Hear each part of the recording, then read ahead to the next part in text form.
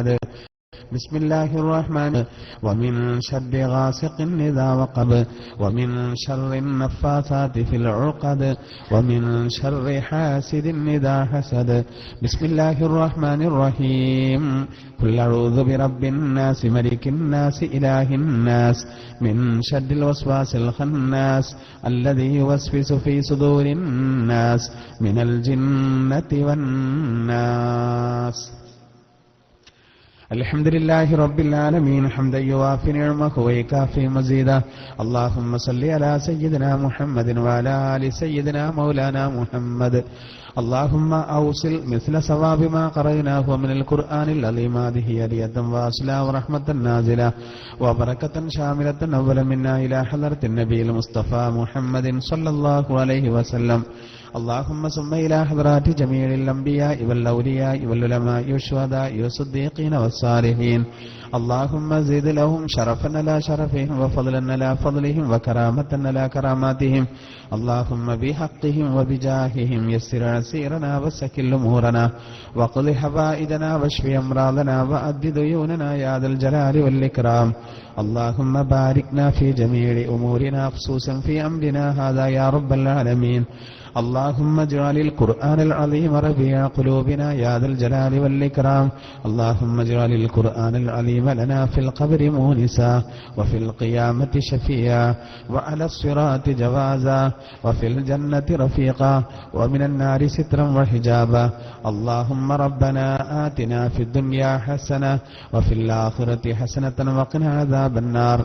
اللهم ربنا تقبل منا إنك أنت السميع العليم وتب علينا إنك أنت التواب الرحيم واغفر ذنوبنا يا غافر المذنبين.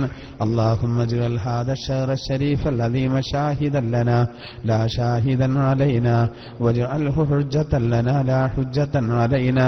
ربنا إننا سمعنا مناديا ينادي للإيمان أن آمنوا بربكم فآمنا.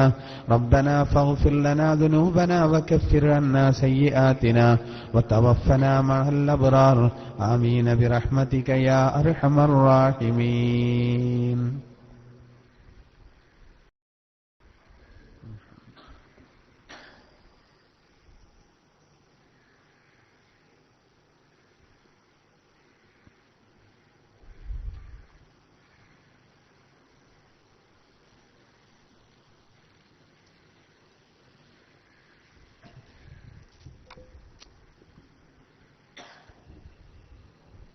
السلام عليكم ورحمة الله وبركاته.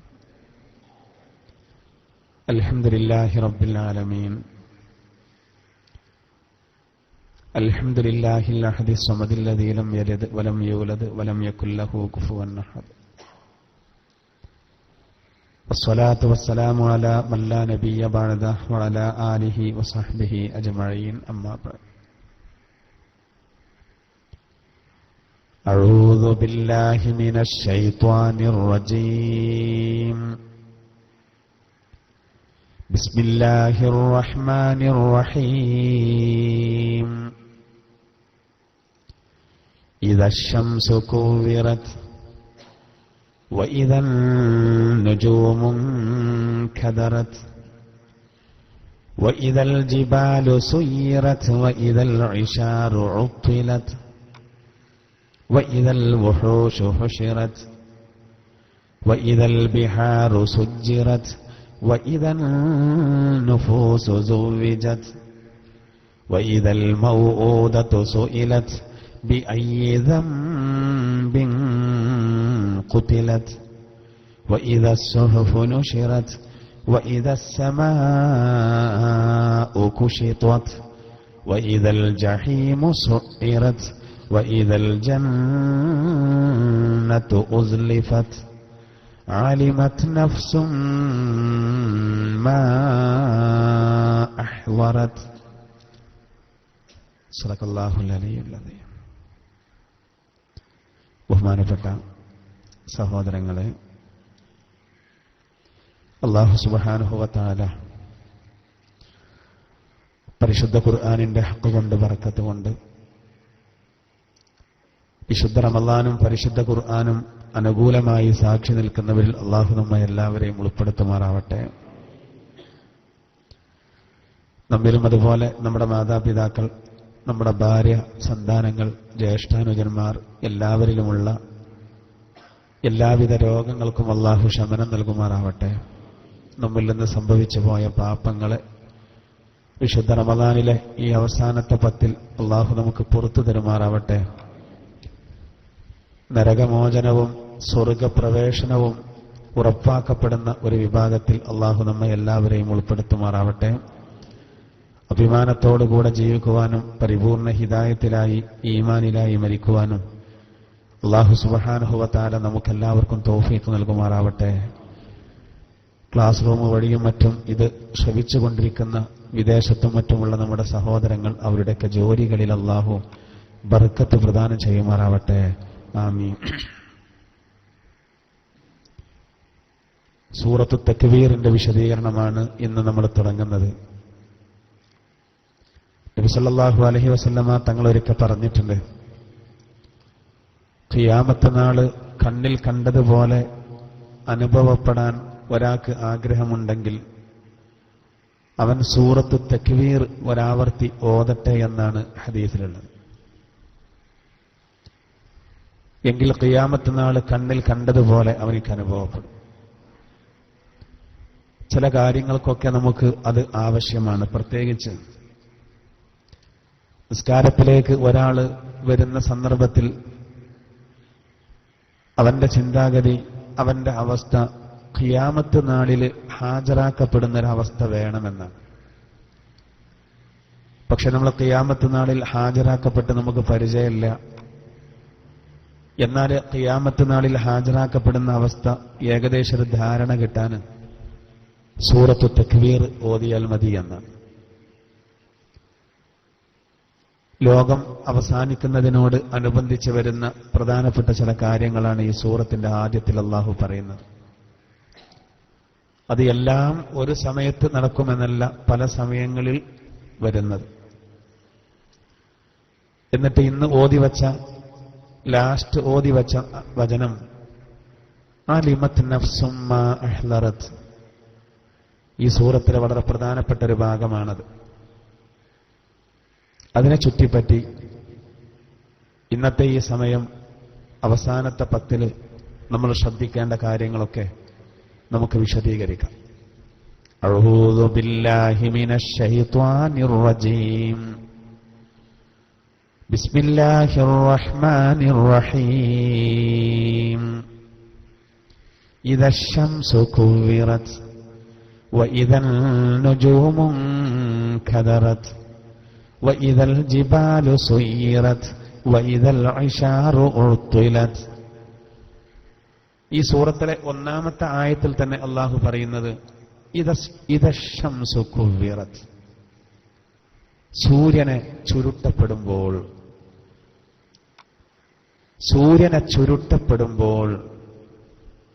ഖിയാമത്ത് നാളിനോട് അനുബന്ധിച്ച് അല്ലാഹു തആല സൂര്യനെ ചുരുട്ടും. അതിന്റെ ഒരു ഭാഗം മറ്റൊരു ഭാഗത്തേക്ക് കൂട്ടും. അതിന്റെ പരിപൂർണ രീതി എങ്ങനെ നമുക്കറിയില്ല. ഒരുപാട് കോടിക്കണക്കിന് കിലോമീറ്റർ അകലെ കിടക്കുന്ന സൂര്യൻ അല്ലാഹു സുബ്ഹാനഹു വ തആല നമുക്ക് വേണ്ടി സൃഷ്ടിച്ചതാണ്. വലിയൊരു അനുഗ്രഹമാണ് സത്യത്തിൽ സൂര്യൻ. ഇപ്പോൾ സൂര്യൻ നിൽക്കുന്ന അല്ലാഹു നിർത്തിയ സ്ഥാനത്ത് നിന്ന് ഭൂമിയോട് അത് അകന്നുപോയാൽ നമ്മൾ തണുത്ത് മരവിച്ചു പോകും. അതേസമയം ഭൂമിയോട് അല്പം അടുക്കാൻ ശ്രമിച്ചാൽ ചൂട് കൊണ്ട് നമുക്ക് സഹിക്കാൻ കഴിയാത്ത അവസ്ഥകൾ. സൂര്യപ്രകാശം നമുക്ക് അത്യന്താപേക്ഷിത. പഴയ ബ്രിട്ടീഷ് കണക്കനുസരിച്ച് യൂണിറ്റ് കണക്ക് കൂട്ടുമ്പോൾ ഒരു ദിവസം ഭൂലോകവാസികൾ ഉപയോഗിക്കുന്ന സൂര്യപ്രകാശത്തിന് വില കണക്കാക്കപ്പെടുകയാണെങ്കിൽ 50 ലക്ഷം കോടി പവൻ അതിന്റെ വിലക്കുള്ള സൂര്യപ്രകാശം ഒരു ദിവസം ലോക ജനത ഉപയോഗിക്കുന്നു എന്നാണ് പഴയ കണക്ക്. 50 ലക്ഷം കോടി പവൻ. നമ്മൾ ഉപയോഗിക്കുന്ന കരണ്ട്, വൈദ്യുതി, അതിന് കൃത്യമായിട്ട് നമ്മൾ ബില്ലടക്കണം. അതുകൊണ്ട് അതിന്റെ ചെലവ് നമുക്ക് എല്ലാവർക്കും അറിയാം. ഉപയോഗിക്കുന്ന സമയത്ത് നമ്മൾ വളരെയധികം സൂക്ഷ്മത പുലർത്തും. ഉപയോഗിക്കുന്നതിനനുസരിച്ചാണ് ചെലവ് വരുന്നത്. എന്നാൽ സൂര്യന്റെ പ്രകാശം ലോകത്തുള്ള മുഴുവൻ ആളുകളും ഉപയോഗിക്കുന്നു, ജീവികൾ ഉപയോഗിക്കുന്നു. മരങ്ങൾക്ക് അത് ആവശ്യമാണ്, പ്രകൃതിക്ക് അത് ആവശ്യമാണ്. കേരളത്തിൽ മൊത്തം ഉപയോഗിക്കുന്ന സൂര്യപ്രകാശത്തിന് മാസത്തിൽ ഗവൺമെന്റ് വില കിട്ടുന്നില്ല. പൂർണ്ണമായിട്ടും സൗജന്യമാണ്. പൂർണ്ണമായിട്ടും അല്ലാഹു സൗജന്യമായിട്ട് നൽകണം. അപ്പോൾ സൂര്യൻ എന്ന് പറയുന്നത് അല്ലാഹു നമുക്ക് വേണ്ടി സൃഷ്ടിച്ചതാണ്. സൂര്യഗോളത്തെ അതൊരു അത്ഭുതകരമായ രൂപത്തിൽ നിലകൊള്ള ഭൂമിയേക്കാൾ ഒരുപാട് വലുപ്പം.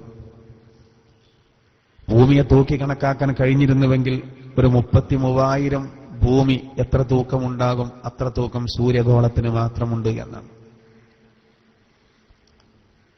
ആ സൂര്യനെ നാളെ ഖിയാമത്ത് നാളില് അള്ളാഹു ചുരുട്ടാണ്.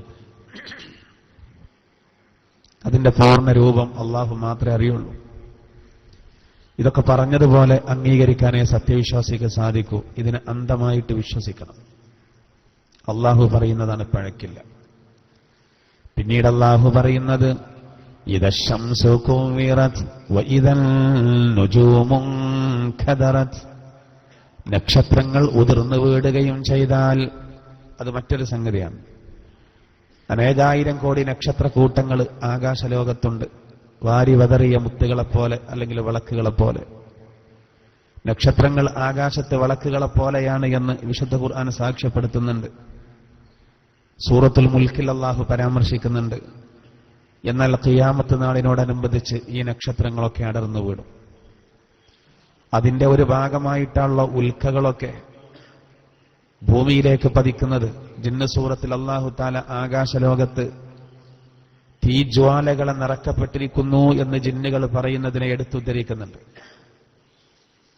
ഇപ്പൊ സയൻസും അത് സമ്മതിച്ചു. 70 കിലോമീറ്റർ ഭൂമിയിൽ നിന്ന് മുകളിലേക്ക് ഒരുപാട് ഉൽക്കകൾ ദിവസവും വന്ന് പതിക്കുന്നുണ്ട്, വെണ്ണീറായി പോകുന്നു. മലക്കുകൾ ആകാശലോകത്ത് സംസാരിക്കുന്നത് കട്ടുകേൾക്കാൻ ശ്രമിക്കുന്ന ജിന്നുകൾക്ക് നേരെ ഏറ് വരുന്നു എന്ന് ഖുർആൻ പറയുന്നുണ്ട്.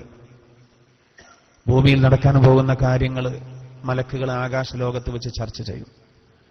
അത് ചർച്ച ചെയ്യുന്ന സമയത്ത് അത് കട്ടുകേൾക്കാൻ വേണ്ടിയിട്ട് ജിന്നുകൾ വരുമത്രേ. അതുകൊണ്ടാണ് ജിന്നുകളിൽ വെച്ച് മോശപ്പെട്ട ശൈത്വാന്മാര് അങ്ങനെയുള്ള മറഞ്ഞ ചില കാര്യങ്ങൾ മലക്കുകളിൽ നിന്ന് കട്ടുകേട്ട് ദുന്യാവിലെ അവരുടെ കൂട്ടുകാരായ ജ്യോത്സ്യന്മാർക്ക് എത്തിച്ചു കൊടുക്കുന്നത്. ആ ജിന്ന് സേവകാരനാണ് ജ്യോത്സ്യന്മാർ ചില കാര്യങ്ങളൊക്കെ മറഞ്ഞത് പറയുന്നത്, കളഞ്ഞുപോയ വസ്തുക്കളെ പറ്റി പറയുന്നത്, അല്ലെങ്കിൽ വേറെ വരാൻ പോകുന്ന ചില സംഗതികളെ പറയുന്നത്. അത് സത്യമായിട്ട് പുലരുന്നതിന്റെ പിന്നിലുള്ള രഹസ്യം അതാണ്. അവർക്ക് നേരെ ഏറി വരുമത്രേ. നക്ഷത്രങ്ങളെ കൊണ്ടാണ് ഏറിയുന്നത്. ഉൽക്കകളും കൊള്ളിമീനുകളൊക്കെ അതിന്റെ ഭാഗമാണ്, നമുക്ക് വിലയിരുത്തപ്പെടാം. എന്തായിരുന്നാലും നക്ഷത്രങ്ങൾ അടർന്നു വീടുമെന്ന് പറയുമ്പോൾ നേരത്തെ നമ്മൾ പറഞ്ഞിട്ടുണ്ട്, യുക്തിവാദികൾ നമ്മളെ കളിയാക്കിയിട്ടുണ്ട്. ഇതെന്താ അടർന്നു വീഴാൻ, തേങ്ങയാണോ ചക്കയാണോ എന്നൊക്കെ ചോദിച്ച മലയാളത്തിന്റെ മണ്ണിലെ ചില യുക്തിവാദികളുണ്ട്. ചിലരൊക്കെ മരിച്ചുപോയി, ഇപ്പൊ ബോധ്യപ്പെട്ടിട്ടുണ്ടാവും. ഇപ്പോ എല്ലാവരും സമ്മതിച്ചു നക്ഷത്രം വീടുമെന്നുള്ള കാര്യത്തിൽ തർക്കമില്ല. അവസാനം ഒരു നക്ഷത്രം വന്ന് ഈ പ്രപഞ്ചം തകരും എന്നുള്ളതും എല്ലാവരും സമ്മതിച്ചു. അതിന്റെ ശേഷം ഒരു പുനർജന്മം, അതിൽ മാത്രമാണ് ഇനി സംശയമുള്ളത്. ചിലർക്ക് സംശയമുള്ളത്. അതെന്തായിരുന്നാലും പൂർണ്ണമായി തിരുത്തപ്പെടില്ല. കാരണം നരകത്തിലേക്ക് എന്തായിരുന്നാലും അവിശ്വാസികൾ കുറെ വേണം എന്നുള്ളതാണ്. എന്തായിരുന്നാലും നോക്കൂ, ഖിയാമത്ത് നാളിനോടനുബന്ധിച്ച് നക്ഷത്രങ്ങൾ അടർന്നു വീഴും. വൈദൽ ജിബാലു സുയ്യിറത്. അല്ലാഹു വീണ്ടും പറയുന്നു, പർവ്വതങ്ങളെ ചലിപ്പിക്കപ്പെടുകയും ചെയ്യുമ്പോൾ. പർവ്വതങ്ങൾ എന്ന് പറഞ്ഞാൽ ഭൂമിക്ക് ആണിയാണ്. വൽ ജിബാല ഔതാദ. ഖുർആൻ പറഞ്ഞു പർവ്വതങ്ങളെ അല്ലാഹു ഭൂമിക്ക് ആണിയാക്കി. സയൻസ് പറയുന്നതും അതന്നെയാണ്. ഭൂമിയുടെ ബാലൻസ് തെറ്റാതിരിക്കാൻ വേണ്ടി ആണി അടിച്ചതുപോലെയാണ് മലകൾ എന്ന് വിശുദ്ധ ഖുർആനിൽ അല്ലാഹു പറഞ്ഞതും അങ്ങനെയാണ്. വൽ ജിബാല ഔതാദ. പർവ്വതങ്ങളെ അല്ലാഹു ആണികളാക്കിയ. അപ്പൊ ഈ മലകൾ, ഭീമാകാരമായ ഒരുപാട് പർവ്വതങ്ങളുണ്ട് ലോകത്ത്. ഒരുപാട് മലകളുണ്ട്, അറിയപ്പെട്ട പർവ്വതങ്ങൾ, അറിയപ്പെട്ടതും അല്ലാത്തതും. ഈ പർവ്വതങ്ങളെ മുഴുവനും അത് ചലിപ്പിക്കപ്പെടും എന്ന് പറഞ്ഞാൽ അതുകൊണ്ടുള്ള ഉദ്ദേശം അത് നിരത്തുമെന്നാണ്. ഇന്ന് ഉറച്ചു നിൽക്കുന്ന പർവ്വതത്തിന്റെ മുകൾ ഭാഗത്തുനിന്ന് 1 മീറ്റർ ചിലപ്പോൾ അടിയിലേക്ക് പോയാൽ നല്ല പാറയായിരിക്കും. പിന്നെ ഒരു പക്ഷേ ആ പാറ കിലോമീറ്ററുകളോളം പാറയായിരിക്കും. പക്ഷെ നാളെ പരലോകത്ത് അത് ധൂളികളെ പോലെയാകും.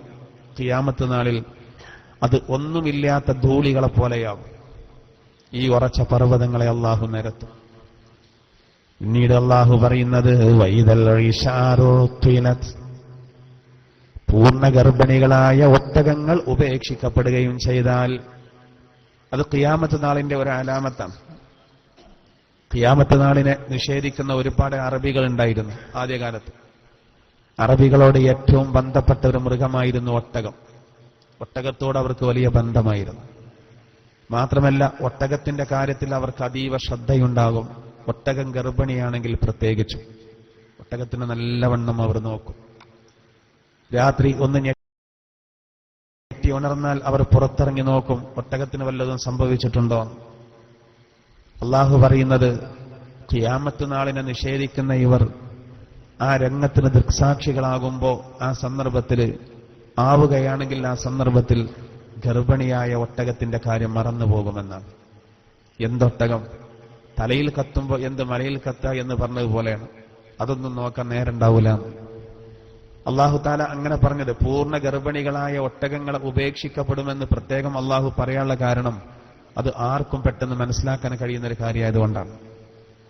ഇതിന് സമാനമായി ഖുർആനിൽ മറ്റൊരായത്തിൽ ഇങ്ങനെ പറയുന്നുണ്ട്, ബിസ്മില്ലാഹിർ റഹ്മാനിർ റഹീം യൗമ തറൗനഹാ തദ്ഹലു കുല്ലു മുർളിയത്തിൻ അമ്മാ അർളഅത് വതളഉ കുല്ലു ദാതി ഹംലിൻ ഹംലഹാ വതറൻ നാസ സുകാറാ വമാ ഹും ബിസുകാറാ വലാകിന്ന അദാബല്ലാഹി ശദീദ്.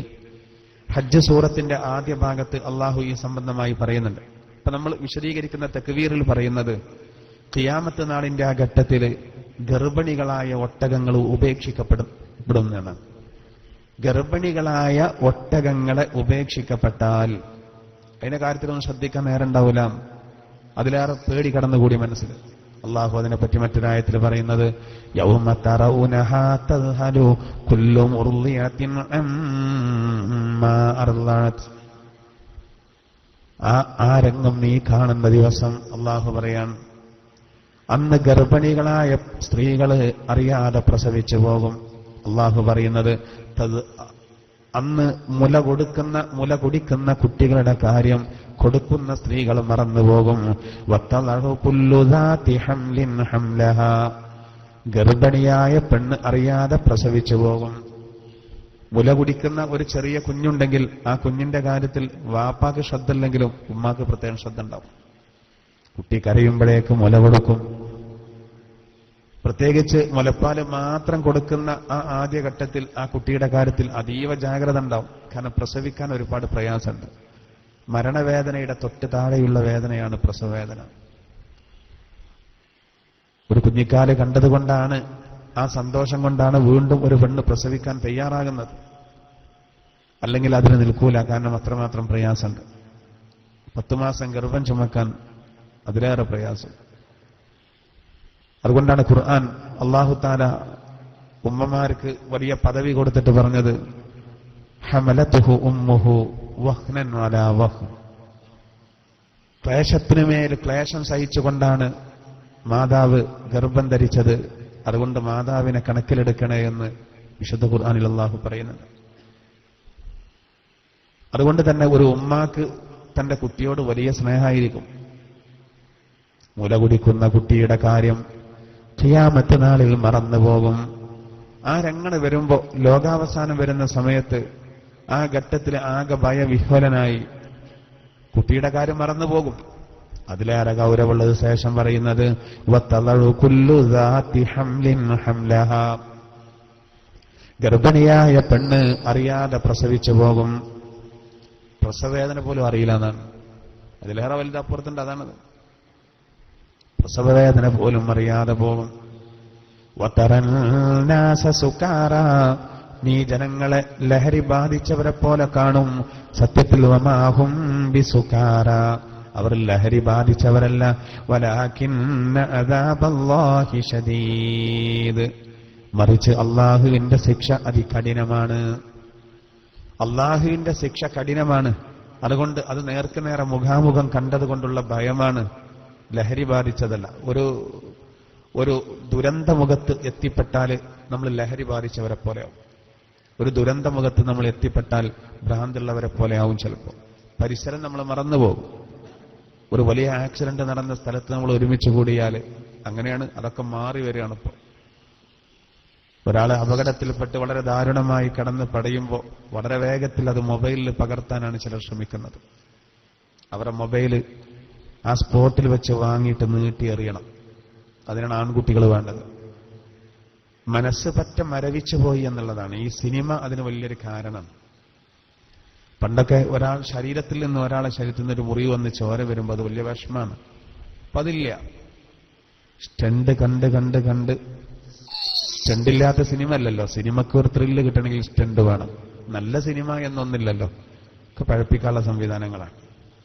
അതുകൊണ്ട് തന്നെ ആർക്കും ഒരു ദയ മനസ്സിൽ നിന്ന് പറ്റ എടുത്തു പോകുന്നൊരു കാഴ്ച നമ്മൾ ഇന്ന് കണ്ടുകൊണ്ടിരിക്കുക.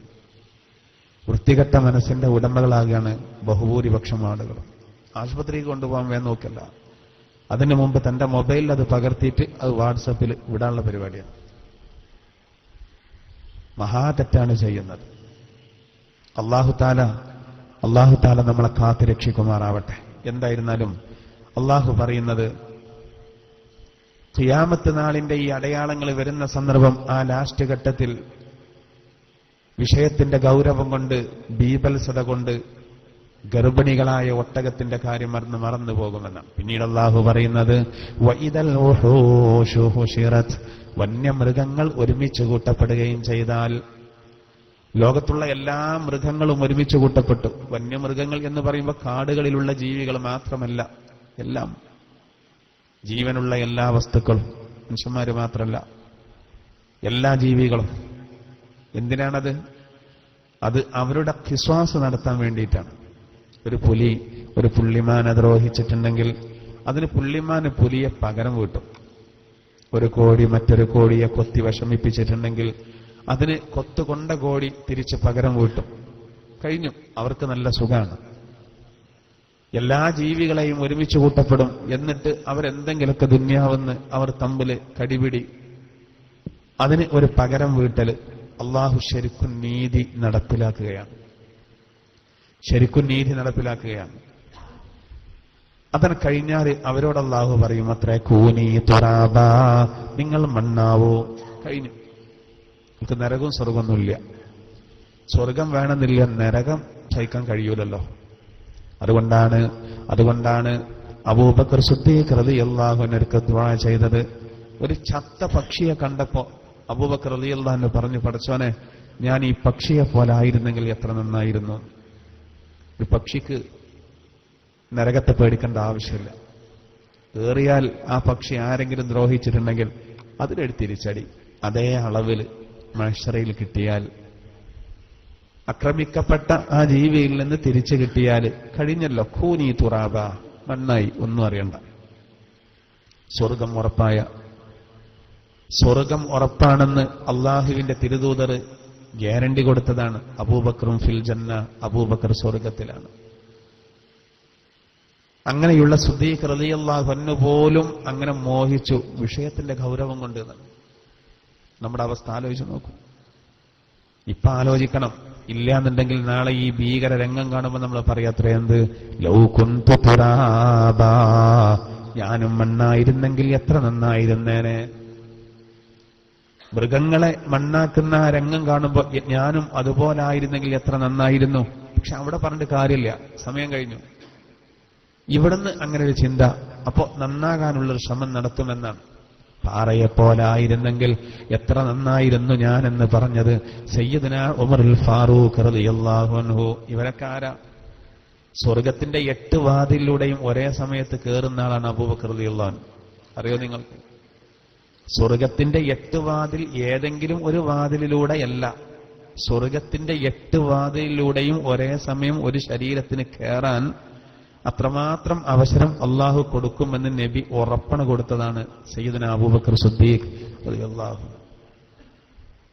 അത്രമാത്രം സ്ഥാനം അദ്ദേഹത്തിനുണ്ട് എന്ന് നബി അറിഞ്ഞതുകൊണ്ടാണ് അബൂബക്കർ സിദ്ദീഖ് റളിയല്ലാഹുവിന്റെ മകൾ കേവലം 6 വയസ്സ് മാത്രമുള്ള ആയിഷ റളിയല്ലാഹു അൻഹയെ നബി തങ്ങൾ കല്യാണം കഴിച്ച് ആ നമ്പർ 1 വിശ്വാസിയുമായിട്ട് ഒരു വൈവാഹിക ബന്ധമുണ്ടാക്കിയത് എന്നാണ് നമ്മൾ മനസ്സിലാക്കണം. എന്നിട്ടും അവരൊക്കെ എത്ര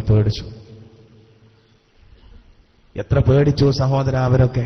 ഉമറുൽ ഫാറൂഖ് റളിയല്ലാഹു അൻഹു ഇതുപോലെയാണ്. സ്വർഗമുറപ്പാണ്. രണ്ടാമത്തെ നായകനാണ് അദ്ദേഹം, അമ്പിയാക്കൾ കഴിഞ്ഞാൽ. പിന്നെ അവരൊക്കെ ഈ നിലപാട് സ്വീകരിച്ചു. അപ്പൊ നമ്മൾ മനസ്സിലാക്കണം, അല്ലാഹു പറയുന്നത് വഇദൽ വഹൂശു ഹുശിറത്, വന്യമൃഗങ്ങൾ ഒരുമിച്ച് കൂട്ടപ്പെടുകയും ചെയ്താൽ, വഇദൽ ബിഹാറു സുജ്ജിറത്, കടല് കത്തിക്കപ്പെടുകയും ചെയ്താൽ. അതിന് വരാൻ പോകുന്ന ഒരു പ്രതിഭാസമാണ്. കടല് കത്തിക്കപ്പെടുക എന്ന് പറഞ്ഞാൽ വെള്ളം വറ്റിച്ച് തൽസ്ഥാനത്ത് തീ വരികയാണെന്നാവാം, അല്ല വെള്ളം തന്നെ കത്തുകയെന്നാവാം, ഒക്കെ ആവാം. പെട്രോൾ കത്തുന്ന കണ്ടില്ലേ? പച്ചവെള്ളത്തെ കത്തിക്കാൻ പച്ചവെള്ളത്തെ സൃഷ്ടിച്ച അള്ളാഹുവിനേക്ക് അഗ്നിയെ സൃഷ്ടിച്ച അള്ളാഹ്ക്ക് ഒരു പ്രശ്നമുള്ള കാര്യമല്ല. അത് വരുമെന്നുള്ള കാര്യം ഉറപ്പാണ്. വീണ്ടും അള്ളാഹു പറയുന്നത് വഇദൻ നുഫൂസു സുവ്വിജത്, ആളുകൾ കൂട്ടി ഇണക്കപ്പെടുകയും ചെയ്താൽ. ആളുകൾ കൂട്ടി ഇണക്കപ്പെടുക എന്ന് പറഞ്ഞാൽ ഒന്നുകിൽ അതിന്റെ അർത്ഥം ഖബറുകളിൽ നിന്ന് ആളുകൾ എഴുന്നേറ്റ് വന്നാൽ കൃത്യമായി അതാത് ആത്മാക്കൾ അതാത് ശരീരത്തിലേക്ക് കൂടുന്ന, മാറൂല. പരകോടി മനുഷ്യർ നമ്മളൊക്കെ മരിക്കുക എന്ന് പറഞ്ഞാൽ നമ്മുടെ ആത്മാവ് പിരിയാണ്. ആത്മാവ് പിരിയാന്ന് പറഞ്ഞാൽ ആത്മാവിനൊരു കുഴപ്പം വരുന്നില്ല. ശരീരം ദ്രവിച്ച് ലാസ്റ്റ് എല്ലും ആണ് ദ്രവിച്ച് പോയാലും അയാൾ ആത്മാവിനൊരു കുഴപ്പം വരുന്നില്ല. അള്ളാഹു ഖുർആനിൽ ഇങ്ങനെ പറഞ്ഞിട്ടുണ്ട്, ബിസ്മില്ലാഹിർ റഹ്മാനിർ റഹീം വന്നാസിയാതി ഗർഖാ വന്നാശിതാതി നശ്താ വസ്സാബിഹാതി സബ്ഹാ വസ്സാബിഖാതി സബ്ഖാ ഫൽമുദബ്ബിറാതി അംറാ. നാസിയാത്ത് സൂറത്തിന്റെ ആ ആദ്യത്തെ 5 വചനങ്ങൾ ഇൻഷാ അല്ലാഹ് നമുക്ക് വരാൻ പോകുന്നതാണ്. അതിൽ ആത്മാക്കളെ പറ്റിയാണ് കാര്യമായിട്ടും പറയുന്നത്. പല അഭിപ്രായങ്ങളുണ്ട്. അതിൽ ഒരഭിപ്രായ പ്രകാരം ഫൽ മുദബ്ബിറാത്തി അംറ എന്ന് പറഞ്ഞാല് കൽപ്പനകളെ നിയന്ത്രിക്കപ്പെടുക എന്ന് പറയുന്നത് അതുകൊണ്ടുള്ള ഉദ്ദേശം ആത്മാക്കളെ വെച്ചുള്ള ചില കളികളാണ്. ഇൻഷാ അല്ലാഹ് വിശദമായിട്ട് നമുക്കപ്പോ പറയാം. മരിച്ചുപോയ ഗുരുനാഥൻ തന്റെ ശിഷ്യന് ഏതെങ്കിലും മസ്അല പ്രശ്നങ്ങളിൽപ്പെട്ടാൽ ആത്മാവ് മുഖേന, അതായത് സ്വപ്നം മുഖേന ആ സംശയം തീർത്തു കൊടുക്കുമെന്ന് അതിന്റെ വ്യാഖ്യാനത്തിൽ മഹാന്മാർ രേഖപ്പെടുത്തിയിട്ടുണ്ട്. ഒരു സ്വാലിഹായ മനുഷ്യൻ മരിച്ചു. മരിക്കുമ്പോൾ അയാൾക്ക് കുറച്ച് മുതലുണ്ടായിരുന്നു. അത് അയാളൊരു സ്ഥലത്ത് സൂക്ഷിച്ചു വെച്ചു. മരിക്കുന്നതിന് മുമ്പ് ഇന്ന സ്ഥലത്ത് കുറച്ച് സ്വർണ്ണ നാണയം, ഒരു 4 കോയിൻസ്, 4 പവന്, അല്ലെങ്കിൽ ഇത്ര സംഖ്യ ഞാൻ സൂക്ഷിച്ചു വെച്ചിട്ടുണ്ട് എന്ന് മക്കൾക്ക് അവരെ അറിയിക്കാൻ കഴിയാതെ ഇയാൾ മരിച്ചു എന്ന് സങ്കല്പിക്കുക. നാസിയാത്ത് സൂറത്തിന്റെ വ്യാഖ്യാനത്തിൽ കാണാം. ഒരു പക്ഷേ അയാളെ ആത്മാവ് സ്വപ്നം മുഖേന മക്കൾക്ക് ഈ സന്ദേശം കൊടുക്കാൻ സാധ്യതയുണ്ട്. സ്വപ്നത്തിൽ അറിയും, ഇന്ന സ്ഥലത്ത് വാപ്പ കുറച്ചത് പാത്ത് വെച്ചിട്ടുണ്ട്. അവർ തപ്പി നോക്കുമ്പോൾ കൃത്യമായിരിക്കും. നമ്മളെ സ്വന്തം വക പറയല്ല, കൃത്യമായിട്ട് കാണാൻ കഴിയും.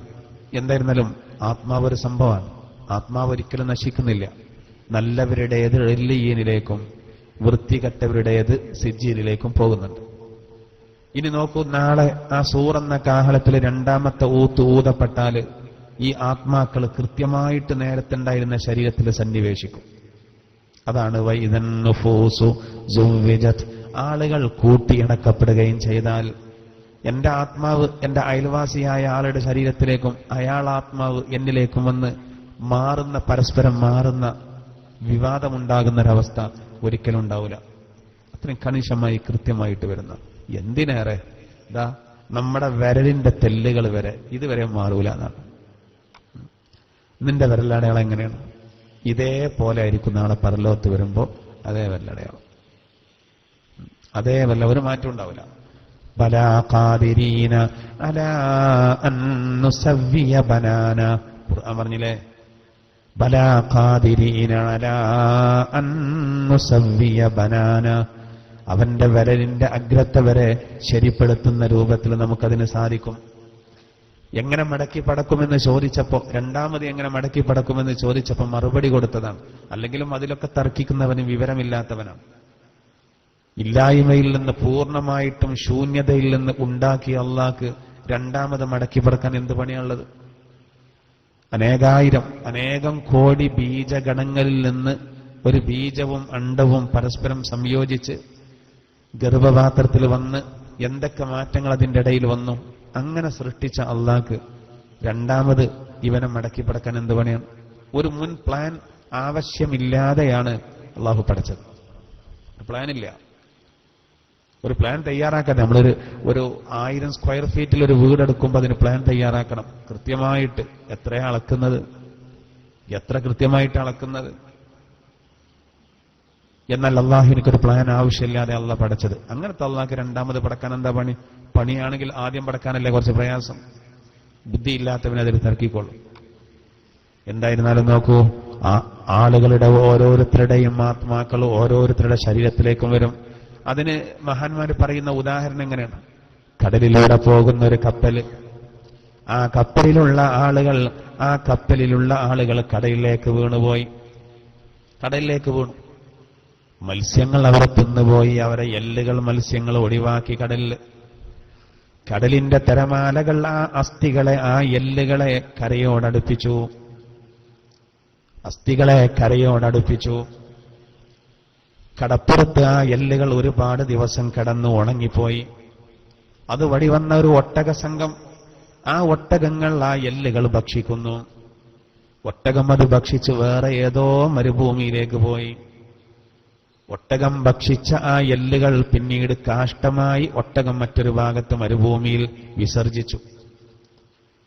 ആ കാഷ്ടം ഒരുപാട് ദിവസം അവിടെ കിടന്ന് ഉണങ്ങിപ്പോയി. മറ്റൊരു യാത്രാ സംഘം വന്ന് ആ കാഷ്ടം ഉണങ്ങിക്കിടക്കുന്നതിന് തീ കൊടുത്തു.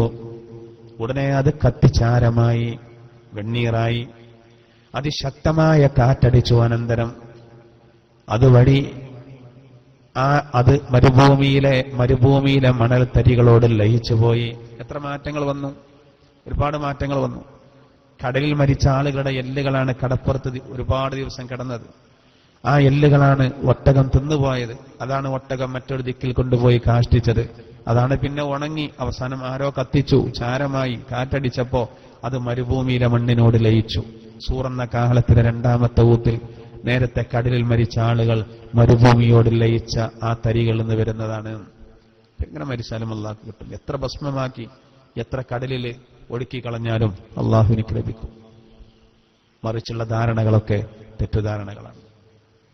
അന്തമില്ലാത്ത, തീരെ കഥയില്ലാത്ത വിശ്വാസങ്ങളാണ്. എന്തായിരുന്നാലും അള്ളാഹു പറഞ്ഞതാണ്. അപ്പൊ ആത്മാവ് ശരീരത്തിലേക്ക് കൂടും മാറൂല. മറ്റൊരർത്ഥം അള്ളാഹു പറയുന്നത് മറ്റൊരായത്തിൽ പറയുന്നുണ്ട് അഫ്വാജ. അതാണ് ഉദ്ദേശം. അതായത് ആളുകൾ കൂട്ടിയിണക്കപ്പെടുമെന്ന് പറഞ്ഞാൽ മഹ്ശറയിലേക്ക് വരുമ്പോൾ എല്ലാവരും ഒരുപോലല്ല. പല ടീമുകളാണ്. ശുഹദാക്കളൊരു ഭാഗത്തുണ്ടാവും. ഹംസ റളിയല്ലാഹു അൻഹു അതിന്റെ നേതാവാണ്. ബദറിന്റെ പടക്കളത്തിൽ തുന്യ നബി തന്റെ പിതൃവ്യനെ വിളിച്ചിട്ട് പറഞ്ഞില്ലേ, ഖും യാ ഹംസ, ഹംസ എഴുന്നേൽക്കൂ എന്ന് പറഞ്ഞല്ലോ. ശുഹദാക്കളുടെ നേതാവ് അദ്ദേഹം. ശുഹദാക്കളുടെ നേതാവ് സയ്യിദുനാ ഹംസ റളിയല്ലാഹു അൻഹു ആണ്. ലോകത്തൊരുപാട് രക്തസാക്ഷികളുണ്ട്. അവർ അദ്ദേഹത്തിന്റെ പിറകിൽ വരും. വഇദൻ നുഫൂസു സുവ്വിജത്. ആ ഇണക്കപ്പെടൽ അങ്ങനെയാണ്. വലിയ വിശ്വാസം. അള്ളയും റസൂലും പറഞ്ഞ ഒരു കാര്യത്തിൽ യാതൊരു വിഷയത്തിലും സംശയമില്ലാതെ സത്യസന്ധമായ ജീവിതം നയിച്ച സുദ്ദീഖീങ്ങൾ അബൂബക്കർ റളിയല്ലാഹു അൻഹുവിന്റെ നേതൃത്വത്തിൽ വരും. അതിന് ചുക്കാൻ പിടിക്കുന്നത് അബൂബക്കർ റളിയല്ലാഹു അൻഹു. വലിയ വലിയ സമ്പന്നർ, അവരുടെ സമ്പത്ത് ദീനിനു വേണ്ടി ചെലവഴിച്ചവർ, അവരുടെ സമ്പത്ത് പാവങ്ങളെ സഹായിക്കാൻ ചെലവഴിച്ചവർ. സമ്പത്തുണ്ടായതുകൊണ്ട് കാര്യമില്ല. ആ സമ്പത്തിന്റെ നിർബന്ധ വിഹിതം കൃത്യമായിട്ട് കൊടുക്കുന്നില്ല. റമളാനിൽ മാത്രം കൊടുത്താൽ പോരാ. അത് വേണ്ട സമയത്തൊക്കെ വേണം. അങ്ങനെ കൊടുത്ത ആളുകൾ, സഹായിച്ച ആളുകൾ, പാവങ്ങളുടെ കണ്ണീരൊപ്പിയ ആളുകൾ, അങ്ങനെയുള്ള ആളുകൾ നാളെ വരിക അബ്ദുറഹ്മാൻ ഇബ്നു ഔഫ് റളിയല്ലാഹുവിന്റെ നേതൃത്വത്തിലാണ്. അതിന്റെ നേതാവ് അദ്ദേഹം. ശുദ്ധ ഖുർആൻ വ്യാഖ്യാനിച്ച മഹത്തുക്കള് ഇബ്നു അബ്ബാസ് റളിയല്ലാഹു അൻഹുവിന്റെ പിറകിൽ വരും. പാട്ടിനെ നല്ലതിന് ഉപയോഗിച്ച ഒരുപാട് ആളുകളുണ്ട്.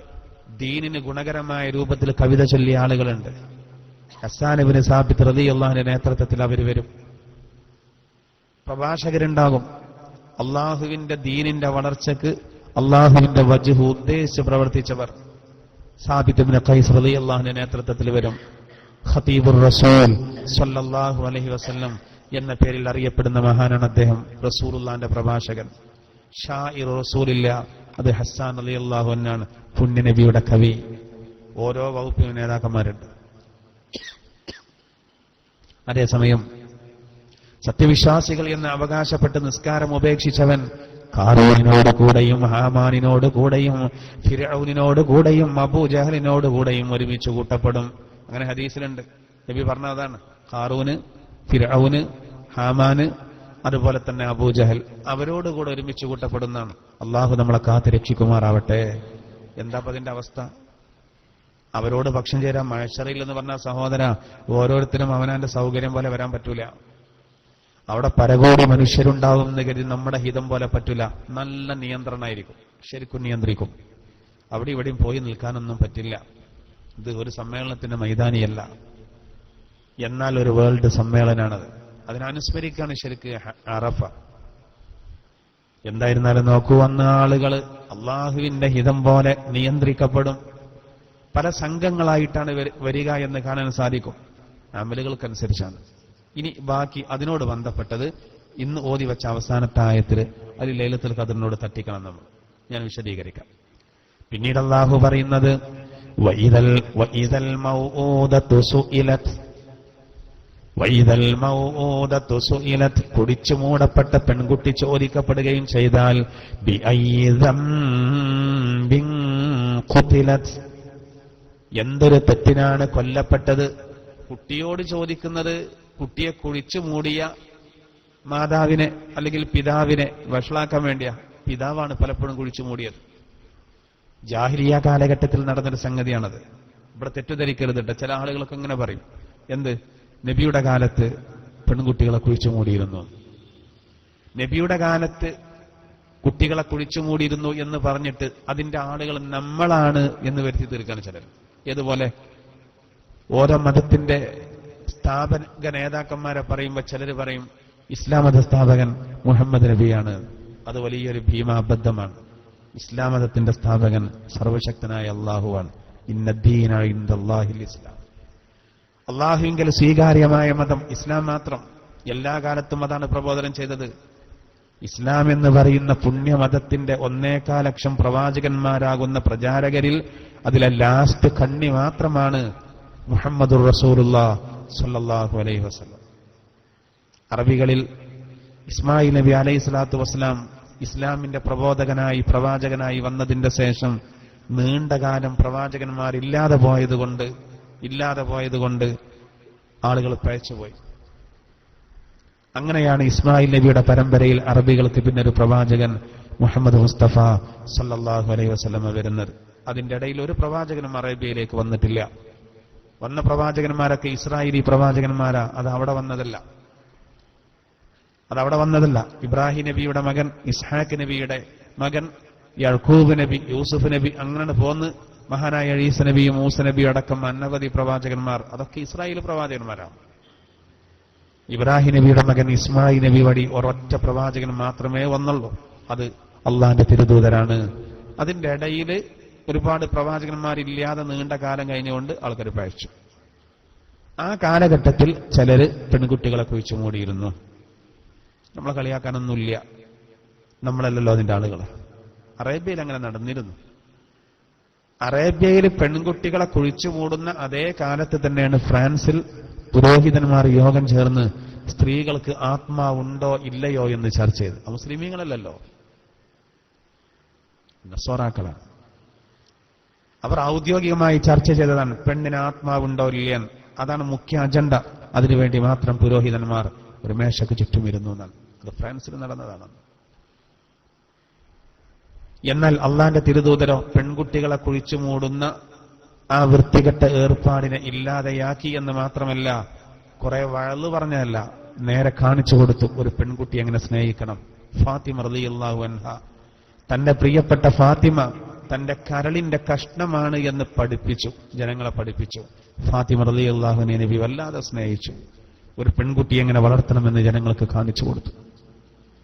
എന്നാലും സഹോദര, ഒരുപാട് ആളുകൾ കുഴിച്ചുമൂടി, ദാരിദ്ര്യം പേടിച്ചിട്ടാണ് അവർ പെൺകുട്ടികളെ കുഴിച്ചുമൂടി. ഇന്ന് അതിന്റെ ഒരു പരിഷ്കരിച്ച രൂപമാണ്. ജാഹിലിയ്യത്ത് ഉഗ്രരൂപം കൊണ്ട് തിരിച്ചു വരുന്നോ എന്ന് പേടിക്കണം. ലിംഗനിർണയം രാജ്യം നിരോധിച്ച കാര്യമാണ്. എന്നാൽ പണം കൊടുത്തിട്ട് ഗർഭസ്ഥ ശിശു ആണോ പെണ്ണോ എന്ന് സ്കാൻ ചെയ്ത് മനസ്സിലാക്കി പെൺകുട്ടിയാണെങ്കിൽ ഗർഭപാത്രത്തിലിട്ട് കൊല്ലാനുള്ള പരിപാടിയാണ്. അപ്പോ ജാഹിലിയ്യത്ത് തിരിച്ചു വരികയാണ്. അതായത് 14 നൂറ്റാണ്ടുകൾക്ക് മുമ്പ് പെണ്ണിന് പ്രസവിക്കാനുള്ള സ്വാതന്ത്ര്യമുണ്ടായിരുന്നുവെങ്കിൽ ഇന്ന് നോക്കൂ, ഈ മാറിയ കാലഘട്ടത്തിൽ പ്രസവിക്കാനുള്ള സ്വാതന്ത്ര്യം പോലും നിഷേധിക്കപ്പെടുന്നത് കാണുന്നു.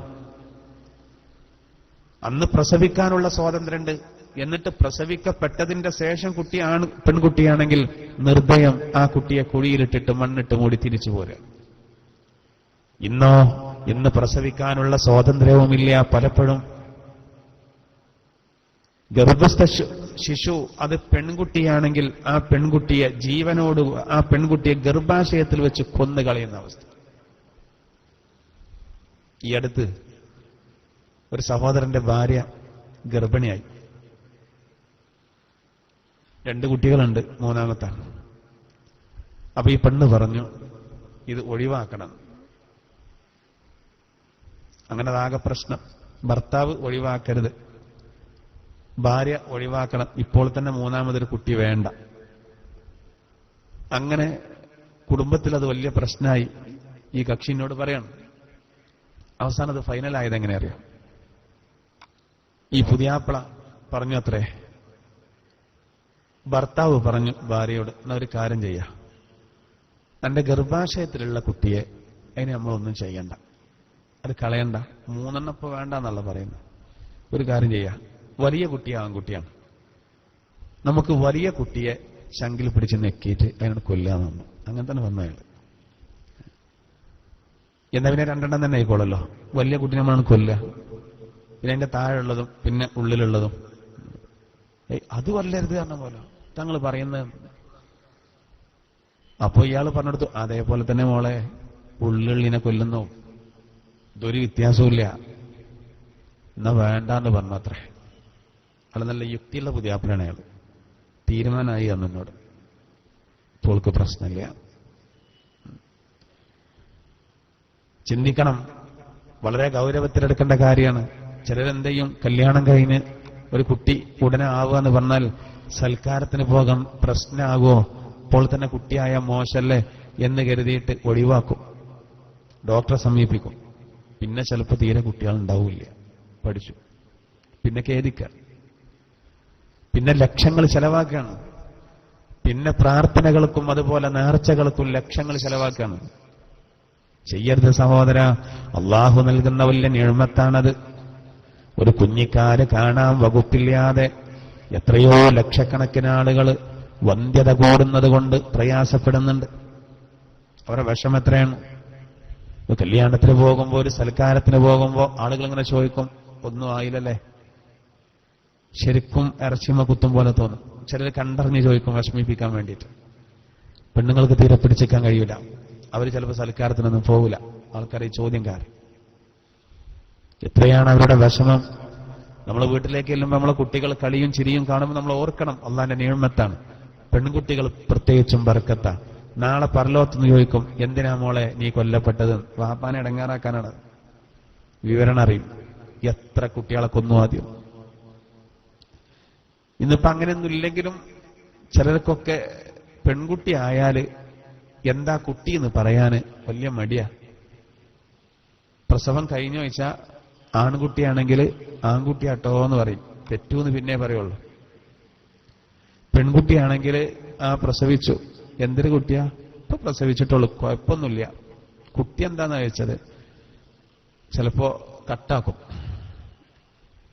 ജന്റെ മുഴുവനാക്കാൻ റേഞ്ചില്ലേന്ന് പറയും. പെൺകുട്ടി ആയതുകൊണ്ട് ഓൻ റേഞ്ച് പോയതാ. ഓൻ ചിന്തിക്കുകയാണെങ്കിൽ ഇതിനെ കെട്ടിക്കാൻ എത്ര ചെലവ് വരും. 10-18 കൊല്ലം കഴിഞ്ഞിട്ട് ഇനി അന്ന് ഭരണാധികാരികൾ എന്ത് നിയമ കൊണ്ടുവരാൻ 50 കഴിഞ്ഞിട്ട് വിവാഹമാക്കണമെന്ന് കൊണ്ടുവരുമെന്ന് പറയാൻ പറ്റില്ല. അപ്പൊ അതൊന്നും ഇപ്പൊ തന്നെ ആലോചിച്ചിട്ട് നമ്മൾ വെറുതെ പ്രയാസപ്പെടേണ്ട ആവശ്യമില്ല. ഇതൊക്കെ കൺട്രോൾ ചെയ്യുന്നത് അല്ലാഹുവാ. 5ഉം 6ഉം പെൺകുട്ടികളുള്ള സഹോദരങ്ങൾ മുഴുവൻ കുട്ടികളെയും കെട്ടിച്ചയക്കുന്നുണ്ട്. 5ഉം 6ഉം ആൺകുട്ടികൾ, അതിന്റെ അടിയിൽ ഒരു പെൺകുട്ടി, കെട്ടിക്കാനൊരു പ്രയാസമില്ല എന്ന് കരുതും എല്ലാവരും, പക്ഷെ പ്രയാസപ്പെടുന്നവരുണ്ട്. പെൺകുട്ടികളാണ് വലിയ ബർക്കത്ത്. ഖുർആൻ അതിലേക്ക് സൂചന നൽകുന്നുണ്ട്. ഒരായത്തിൽ ഇങ്ങനെ പറയുന്നുണ്ട്, യഹബു ലിമൻ യശാഉ ഇനാസ വയഹബു ലിമൻ യശാഉ ദുകൂർ ഔ യുസവ്വിജുഹും ദുക്റാനൻ വഇനാസ വയജ്അലു മൻ യശാഉ അഖീമ. ഖുർആൻ പറയാണ്, യഹബു ലിമൻ യശാഉ ഇനാസ, അല്ലാഹു ഉദ്ദേശിച്ചവർക്ക് അവന് പെൺകുട്ടികളെ ദാനമായി നൽകും. അള്ളാഹു പറയുന്നു, വയഹബു ലിമൻ യശാഉ ദുകൂർ, അവൻ ഉദ്ദേശിച്ചവർക്ക് ആൺകുട്ടികളെ മാത്രം ദാനമായി നൽകും. അതായത് ചിലർക്ക് പെൺകുട്ടികൾ മാത്രം, ചിലർക്ക് ആൺകുട്ടികൾ മാത്രം.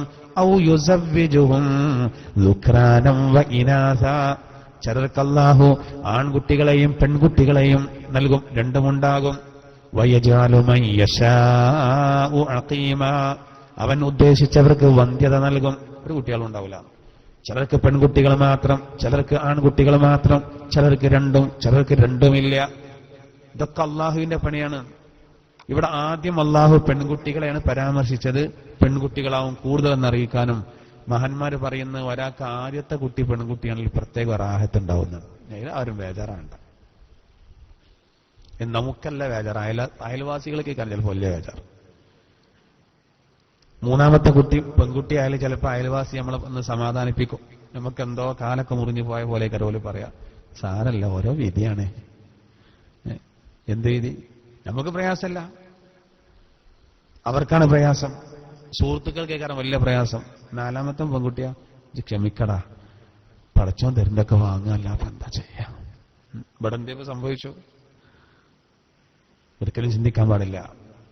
ഒരിക്കലും അങ്ങനെ ഒരു മനസ്സ് നമുക്ക് വരാൻ പാടില്ല, ഒരിക്കലും വരാൻ പാടില്ല. ചിലർക്കത് വല്ലാതുണ്ട്, ഉണ്ടാകാൻ പാടില്ല. ഉള്ളിന്റെ ഉള്ളിലുണ്ടാവും. പുറത്ത് വലിയ വർക്കത്താന്നൊക്കെ പറഞ്ഞാലും ഉള്ളിന്റെ ഉള്ളിൽ ഒരു വേജാറ്, സംഗതി അങ്ങനെയൊക്കെയാണ്. പക്ഷെ അത് വർക്കത്തുണ്ടാകെ ഇടങ്ങാറാകുമെന്നുള്ള ഉണ്ടാവരുത്, ഉണ്ടാവരുത്. നമ്മൾ രോഗിയായി കിടന്ന ആദ്യം ഓടി വരാൻ മകളെ ഉണ്ടാവുള്ളൂ. എല്ലാ പെൺമക്കളും അങ്ങനെയാണെന്നല്ല. ഏറെക്കുറെ ആൺകുട്ടികൾ അപേക്ഷിച്ച് കുറച്ചും കൂടി നമ്മോട് ദയയും അനുകമ്പയും പെൺകുട്ടികൾക്കായിരിക്കും. അതിന്റെ സ്വഭാവമാണ്. പ്രത്യേകിച്ച് പെൺകുട്ടികളൊന്ന് പ്രസവിച്ചാൽ പിന്നെ ഉമ്മാനോട് ഭയങ്കര സ്നേഹവും. പ്രസവിക്കുന്നതിന്റെ ബുദ്ധിമുട്ട് മനസ്സിലായി. എന്റെ ഉമ്മയും ഒരുപാട് പ്രയാസപ്പെട്ടല്ലോ. അതാണ് ഉമ്മാരെ കാര്യത്തിലൊക്കെ പെൺകുട്ടികൾക്ക് കുറച്ച് ജാഗ്രത കൂടുതൽ. എല്ലാ പെൺകുട്ടികളും അങ്ങനെയാണെന്നല്ല. ഉമ്മ സുഖല്ല എന്ന് പറഞ്ഞാലും ഇവളപ്പോ വീഗാലാൻഡ് പോവുകയാണെങ്കിൽ ഓളങ്ങോട്ട് പോവുകന്നെ ചെയ്യും. ഉമ്മാക്ക് ഇപ്പോൾ തന്നെ സുഖമില്ലാതാകണോ എന്നായിരിക്കും അവരുടെ നിലപാട്. അങ്ങനെയുള്ളവരുണ്ട്. ഏതായിരുന്നാലും നോക്കൂ, അള്ളാഹു പറയാണ്, നാളെ പരലോകത്ത് വെച്ച് കുഴിച്ചു മൂടപ്പെട്ട പെൺകുട്ടി ചോദിക്കപ്പെടും,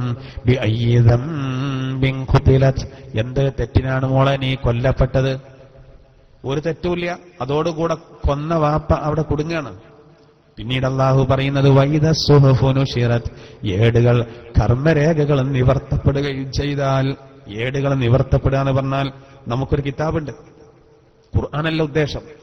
നമ്മൾ ഓരോരുത്തരും ചെയ്ത കാര്യങ്ങൾ രേഖപ്പെടുത്തപ്പെട്ട ആ ഗ്രന്ഥം നമ്മുടെ കൈവശം വരും, കർമ്മരേഖ കയ്യിൽ വരും. അത് തുറക്കപ്പെടുമ്പോൾ അതിലുണ്ടാവും. അപ്പൊ നമ്മൾ പറയും, പടച്ചോൻ ഇതിലൊന്നും ഒഴിവായിട്ടില്ലല്ലോ.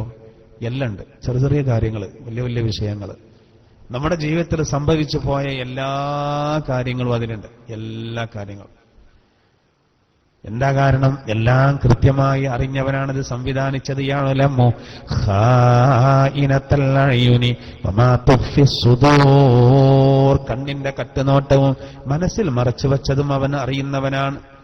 അങ്ങനെയുള്ള റബ്ബിന്റെ മുന്നിൽ റിക്കാർഡ് വരികയാണ്, കർമ്മരേഖ വരികയാണ്, കുറ്റപത്രം സമർപ്പിക്കപ്പെടുന്ന പോലെ. അതാണ് അല്ലാഹു പറയുന്നത്, വഇദ സുഹുഫു നുശിറത്, ഏടുകൾ നിവർത്തപ്പെടുകയും ചെയ്താൽ, വഇദ സമാഉ കുശിതത്, പിന്നീട് അല്ലാഹു പറയുന്നു, ആകാശത്തെ തലസ്ഥാനത്ത് നിന്ന് നീക്കം ചെയ്യപ്പെടുകയും ചെയ്താൽ. ഏഴാകാശങ്ങൾ ഭീമാകാരമായ ആകാശങ്ങൾ ഒരു ന്യൂനതയും കാണില്ല. എന്നാൽ ഈ ആകാശത്തെ തകർക്കും അല്ലാഹു. എന്നിട്ട് അല്ലാഹു അവസാനം പറയാണ്, വൈദൽ ജഹീമു സുഇറത്, ജഹീം എന്ന നരകത്തെ കത്തി ആളിക്കപ്പെടുകയും ചെയ്താൽ. നരകത്തെ കത്തിയാളിക്കപ്പെടുകയും ചെയ്താൽ നരകം എന്ന് പറയുമ്പോൾ കത്തിയാളിക്കപ്പെടുന്ന രൂപത്തിൽ നമുക്ക് കാണിക്കപ്പെടും. എത്ര ഭീകരമായിരിക്കും. ഒരു പെട്രോൾ പമ്പിന് തീ പിടിക്കുന്നതൊന്ന് ആലോചിച്ച് നോക്കൂ. ഓടൂലേ പരിസരവാസികൾ മുഴുവനും? ഒരു ടാങ്കർ ലോറിക്ക് തീ പിടിക്കുമെന്ന് ആലോചിച്ച് നോക്കൂ. 40-ലധികം ആളുകൾ വെന്തുമരിച്ച പൂക്കിപ്പറമ്പ് എന്ന് കേൾക്കുമ്പോഴേക്കും നമ്മുടെ മനസ്സിലേക്ക് വരാ ദുരന്തമാണ്. പ്രണവം ബസ് മറിഞ്ഞ് കത്തിയരങ്ങാണ്. ആ തീയിന്റെ തീവ്രത എത്രയായിരുന്നു? കോഴിക്കോട് മിഠായി തെരുവിലെ തീപിടുത്തം ആലോചിച്ച് നോക്കൂ. എത്ര മണിക്കൂറുകൾ എടുത്തു അതൊന്ന് അണച്ചു കളയാൻ? എത്ര ഫയർ എഞ്ചിനുകൾ വന്നു? എന്തേ മണിക്കൂറുകൾ ഒരുപാടായിട്ടും ഫലം കാണാതെ നിന്നത്? ഫലം കാണാതിരിക്കാനുള്ള കാരണം അഗ്നിയുടെ തീവ്രതയാണ്. ഇത് ദുന്യാവിലെ തീ, ചെറിയ തീയാണത്. അതിന്റെ ഒരു 70 ഇരട്ടി തീവ്രത കൂട്ടി നോക്കൂ. അതാണ് നരകത്തിലെ തീ, കത്തിയാളിക്കപ്പെടുന്ന നരകം. അതൊന്നിങ്ങനെ പറഞ്ഞു പോകാൻ വേണ്ട. ആഴത്തിൽ ചിന്തിക്കണം സഹോദര. ചിന്തിച്ചാൽ കണ്ണീര് മുറിഞ്ഞു വീഴും. കണ്ണീര് മുറിഞ്ഞു വീഴണം. ഖദറിന്റെ രാവിലെ മലക്കുകൾ നമ്മുടെ അരികിലേക്ക് വരും. ഇൻഷാ അല്ലാഹ് ഖദറിന്റെ രാവിൽ മലക്കുകൾ നമ്മുടെ അരികിലേക്ക് വരും. വന്നിട്ട് നമ്മളോട് സലാം പറയും. ജിബ്രീൽ അലൈഹിസ്സലാത്തു വസ്സലാം സലാം പറയും. സലാമുൻ ഹിയ ഹത്താ മത്ലഇൽ ഫജ്ർ എന്നതിന്റെ വ്യാഖ്യാനം അതാണ്. പക്ഷെ ആ സലാം പറയാൻ ഒരു ഡിമാൻഡ് ഉണ്ട്. സലാം പറഞ്ഞതിന് ഒരു അടയാളമുണ്ട്. എന്നോട് നിങ്ങളോടൊക്കെ മലക്ക് സലാം പറഞ്ഞോ ഇല്ലേ എന്ന് അറിയാനൊരു അടയാളമുണ്ട്. എന്താ? നമ്മുടെ ലൈലത്തുൽ ഖദറിന്റെ അന്ന് ഖദറിന്റെ രാവിൽ അള്ളാഹുവിനെ ഓർത്ത് നമ്മുടെ കണ്ണുകളിൽ നിന്ന് കണ്ണീര് വന്നാൽ അത് മലക്കുകൾ സലാം പറഞ്ഞതിന്റെ അടയാളമാണെന്നാണ്. ഒരു കാര്യം മനസ്സിലാക്കണം. കരഞ്ഞാലൊക്കെ സലാം പറഞ്ഞു എന്ന് മനസ്സിലാക്കരുത്. മലക്കാൾ സലാം പറഞ്ഞിട്ടുണ്ടെങ്കിൽ കരയുന്നുള്ള കാര്യം ഉറപ്പാണ്. മനസ്സിലായില്ലേ? മലക്കുകൾ സലാം പറയും. വീട്ടിലേക്കും കപ്പലിലേക്കും വാഹനങ്ങളിലേക്കൊക്കെ കയറും അത്രയും മലക്കാൾ. ഞാൻ പറയാം ശേഷം. അങ്ങനെ മലക്കാള് വന്ന് ജിബ്രീൽ എന്ന മലക്ക് മുസാഫഹത്ത് ചെയ്യും. അത്ര നമ്മളെ കൈ പിടിക്കുന്ന നമ്മൾ കാണാത്തതുകൊണ്ടാണ്. ആ കൈ പിടിച്ചു എന്നുള്ളതിന്റെ രേഖയാണ് നമ്മുടെ കണ്ണുകളിൽ നിന്ന് കണ്ണീര് മുറിഞ്ഞു വീഴുന്നതെന്നാണ് ഹദീസിലുള്ളത്. അപ്പൊ ലൈലത്തുൽ ഖദറിന്റെ അന്ന് പടച്ചോനെ പേടിച്ചിട്ട് നമ്മൾ കരഞ്ഞാല് നല്ല അടയാളം. ഇതോർക്കണം സഹോദര. അതിനാണ് ഞാനത് പറഞ്ഞത്.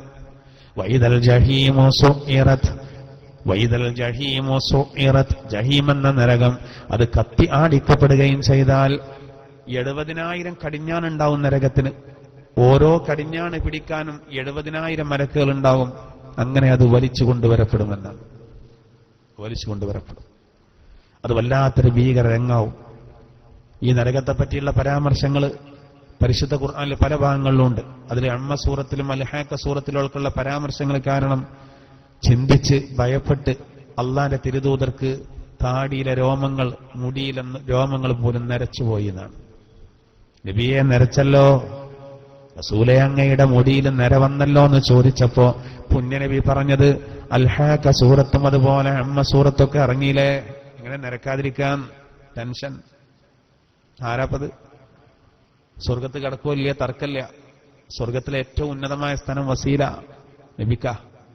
ആ നബിയാണ് പേടിക്കുന്നത്. അപ്പൊ നമ്മൾ എത്ര പേടിക്കണം? എന്തായിരുന്നാലും നോക്കൂ, നാളെ പരലോകത്ത് കത്തിക്കപ്പെടുന്ന നരകത്തെ നമ്മൾ കാണും. വഇദൽ ജന്നത്തു ഉസ്ലിഫത്, വഇദൽ ജന്നത്തു ഉസ്ലിഫത്. അല്ലാഹു പറയുന്നു സ്വർഗത്തെ അടുപ്പിക്കപ്പെടുകയും ചെയ്താൽ, അവ സ്വർഗവും നരകമൊക്കെ ഇപ്പൊ പടക്കപ്പെട്ടിട്ടുണ്ട്. ഇനി അതിങ്ങനെ നമ്മളിലേക്ക് അടുപ്പിക്കപ്പെടുന്നതാണ്. സ്വർഗം അതൊരു ലോകമാണ്. സ്വർഗം സഹോദര അതൊരു ലോകമാണ്. സ്വർഗം ഒരുപാട് വിശാലത ഉണ്ട്.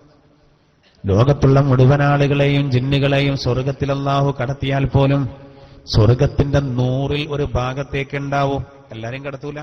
ഞാൻ സങ്കല്പിക്കാം. ആദം നബി അലൈഹി സ്വലാത്തു വസ്സലാം മുതൽ ലോകാവസാനം വരെയുള്ള മുഴുവൻ ആളുകളെയും സ്വർഗത്തിൽ കടത്തിയാലും സ്വർഗത്തിന്റെ 100ൽ ഒരു ഭാഗത്തേക്ക് തെളിയുന്ന അത്രക്കും വിശാലമാണ് സ്വർഗം. അത്രക്കും വിശാലമാണ്. അത്രക്കും വിശാലമായ ആ സ്വർഗം നമ്മൾ എന്ത് ചെയ്യരുത്? നമ്മൾ സ്വർഗത്തിനെ പറ്റി അള്ളാഹു പറഞ്ഞിടത്തൊക്കെ ഒരാൾക്കെന്നെ 2 സ്വർഗത്തോപ്പുണ്ട് എന്ന് പറയുമ്പോൾ നമ്മളിങ്ങനെ കരുതും, അങ്ങനെ ആവുമ്പോ ഇപ്പൊ എത്ര വേണ്ടിവരും, ഒരുപാട് വേണ്ടിവരുമല്ലോ എന്നൊന്നും നമ്മൾ പേടിക്കേണ്ട ആവശ്യമല്ല. അള്ളാഹു താല അതിനൊക്കെ കഴിവുള്ള ആളാണ്. അള്ളാഹു അതിനൊക്കെ കഴിവുള്ള ആളാണ്.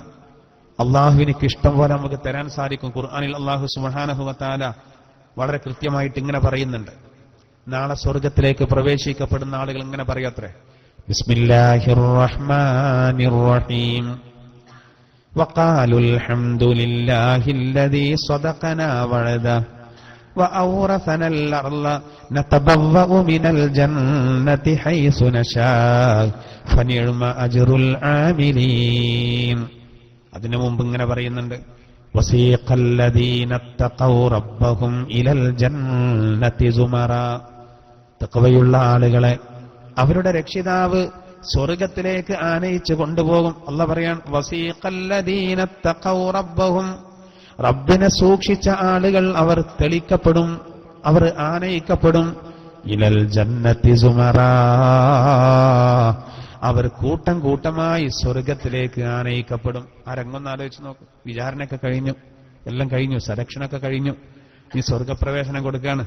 ഹത്താ ഇദാ ജാഊഹാ വഫുതിഹത് അബ്വാബുഹാ, അവർ ആ സ്വർഗത്തിന്റെ അരികിലെത്തുമ്പോ അതിന്റെ വാതിലുകൾ തുറക്കപ്പെട്ടിരിക്കുന്നു. അവിടെ മുട്ടി വിളിക്കേണ്ട ആവശ്യമില്ല, കോളിംഗ് ബെല്ലടിച്ചിട്ട് എന്താ തുറക്കാത്ത ഒച്ചപ്പാടുണ്ടാക്കേണ്ട ആവശ്യമില്ല, കേറി മറിയേണ്ട ആവശ്യമില്ല.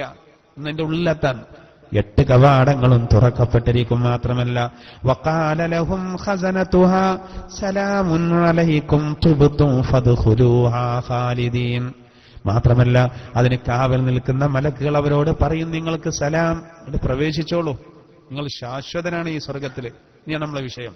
വഖാലുൽ ഹംദുലില്ലാഹ്. അപ്പോൾ ആ സന്ദർഭത്തിൽ ആ സത്യവിശ്വാസികൾ സന്തോഷാധിക്യത്താൽ പറയും, വഖാലുൽ ഹംദുലില്ലാഹ്, അവർ പറയും അൽഹംദുലില്ലാഹ്, സർവസ്തോത്രങ്ങളും അല്ലാഹുവിനിക്കാണ്, അല്ലാഹുവിനെ സ്തുതിക്കാണ് അവർ. അല്ലദീ സദഖനാ വഅദഹു, നമ്മോട് വാഗ്ദത്തം ചെയ്തതിനെ സാക്ഷാത്കരിച്ച അള്ളാഹ്ക്ക് സർവസ്തോത്രങ്ങളും. വഔറസനൽ അർള, ഈ സ്വർഗഭൂമിയെ നമുക്ക് അനന്തരമായി നൽകി. ആ പ്രയോഗം നോക്കി, വഔറസനൽ അർള, ഈ സ്വർഗഭൂമിയെ നമുക്ക് അനന്തരമായി നൽകി. നതബവ്വഉ മിനൽ ജന്നതി ഹൈസു നശാ, നാം ഉദ്ദേശിക്കുന്നത് പോലെ ഈ സ്വർഗത്തിൽ നമ്മൾ നിവസിക്കുന്നതാണ്. ഉദ്ദേശിക്കുന്നത് പോലെ ഒരുപാട് ഏരിയ ഉണ്ട് സ്വർഗം. ഫനിഅമ അജ്റുൽ ആമിലീൻ, അമൽ ചെയ്ത ആളുകൾക്കുള്ള പ്രതിഫലം എത്ര നല്ലതാണ്. അല്ലാഹു സുമർ സൂറത്തിന്റെ അവസാന ഭാഗം പറയുന്നുണ്ട്. അപ്പൊ ഈ സ്വർഗം അടുപ്പിക്കപ്പെടുമെന്നാണ്. എന്നിട്ട് അല്ലാഹു ലാസ്റ്റ് പറയുന്നത്, അലിമത് നഫ്സും മാ അഹ്ലറത്, അന്ന് ഓരോരുത്തരും ഒരുക്കി വച്ചതിനെ പറ്റി ഓരോരുത്തരും അറിയുന്നതാണ്. ഓരോരുത്തരും എന്തൊക്കെ തയ്യാറാക്കി എന്നതിനെപ്പറ്റി ഓരോരുത്തരും അറിയും, എല്ലാവരും അറിയും. നാളെ പരലോകത്തെത്തുമ്പോൾ ഓരോരുത്തരും എന്തൊക്കെ തയ്യാറാക്കി. ഗൾഫിൽ നിന്ന് വരുന്ന ഒരാള് ഒരു 4 പെട്ടിയുമായിട്ട് വരുമ്പോ കാണുന്ന ആളുകൾ ചിലപ്പോൾ വലിയ പെട്ടിയായിരിക്കും, അയാൾക്കറിയാം എന്തൊക്കെയാ പെട്ടിയിലുള്ളത്. അത് ചിലപ്പോൾ നിർത്തിപ്പോരാണെങ്കിൽ പഴയ ഡ്രസ്സൊക്കെ ആയിരിക്കും. കുട്ടികളിങ്ങനെ വാട്ടം പിടിക്കും അതിന്. ഇനി വൈകുന്നേരം ആയി കിട്ടണം ഒന്ന് പൊളിക്കാൻ, വാതിലൊക്കെ അടച്ചിട്ട് പൊളിക്കുമ്പോഴേക്ക് ആകെ സസ്പെൻസിലായിരിക്കും. പൊളിക്കുമ്പോൾ ചിലപ്പോ ഗൾഫിൽ നിന്ന് വന്ന ആൾ അപ്പുറത്തെ റൂമിൽ ഒളിച്ചിട്ടുണ്ടാവും. അയാൾക്കറിയാം അതിലെന്താ ഉള്ളത്, ഇതാ കച്ചറയാൻ പോവാണെന്നുള്ള അയാൾക്കറിയാം. സഹോദരൻ, നാളെ വരുമ്പോ ഓരോരുത്തരും അറിയും ഓരോരുത്തരുടെയും ഖദർ എത്രമാത്രം ചെയ്തു. ആ സമയത്ത് നമ്മൾ രക്ഷപ്പെടണം. ഇതിന്റെ വ്യാഖ്യാനത്തിൽ ഒരു പ്രധാനപ്പെട്ട സംഗതി ഈ സമയത്തോട് യോജിച്ചു വന്നിട്ട്, അതായത് നാളെ മഹ്ശറയിൽ വരുമ്പോ ഓരോരുത്തരും തയ്യാറാക്കി എന്ന് പറയല്ലോ, അവർ അമലുകളാണ്. ഏറ്റവും കൂടുതൽ അമലുകൾ ആർക്കാണ്? അവര് ഉയർന്ന കാറ്റഗറിയിൽ പെടും. ഏറ്റവും കൂടുതൽ അമല് ചെയ്യാണെങ്കിൽ കൂടുതൽ അമല് ചെയ്യാനുള്ള അവസരം കിട്ടണം. അതിന് വയസ്സ് വേണം, ആയുസ് വേണം. സഹോദര, ചരിത്രത്തിലെ ഏറ്റവും ആയുസ് കുറഞ്ഞവർ ഈ ഉമ്മത്ത. ലോകം കണ്ട ഏറ്റവും വലിയ നേതാവാണ് മുഹമ്മദ് മുസ്തഫ സല്ലല്ലാഹു അലൈഹി വസല്ലമക്ക് അല്ലാഹു കൊടുത്തത് 63 വയസ്സ്. അതേസമയം നൂഹ് നബി അലൈഹി സ്വലാത്തു വസ്സലാമിനിക്ക് 1050.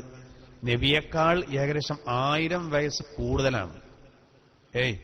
1050 കൊല്ലം ജീവിച്ച നൂഹ് നബി അലൈഹിസ്സലാം, എന്നാൽ വെറും 63 കൊല്ലം ജീവിച്ച മുഹമ്മദ് നബി സല്ലല്ലാഹു അലൈഹി വസല്ലം.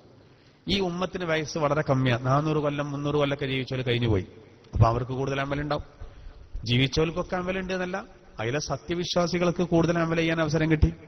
ഈ ഉമ്മത്തോ അഹ്മാറു ഉമ്മത്തി മാ ബൈന 60 വ 70.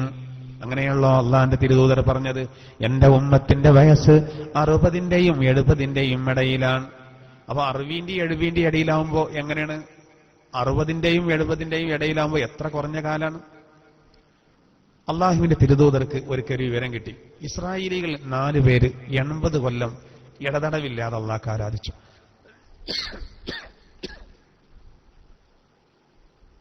ഒരു ശ്വാസം പോലും ഒരു വെറുതെ കളഞ്ഞില്ല. 80 കൊല്ലം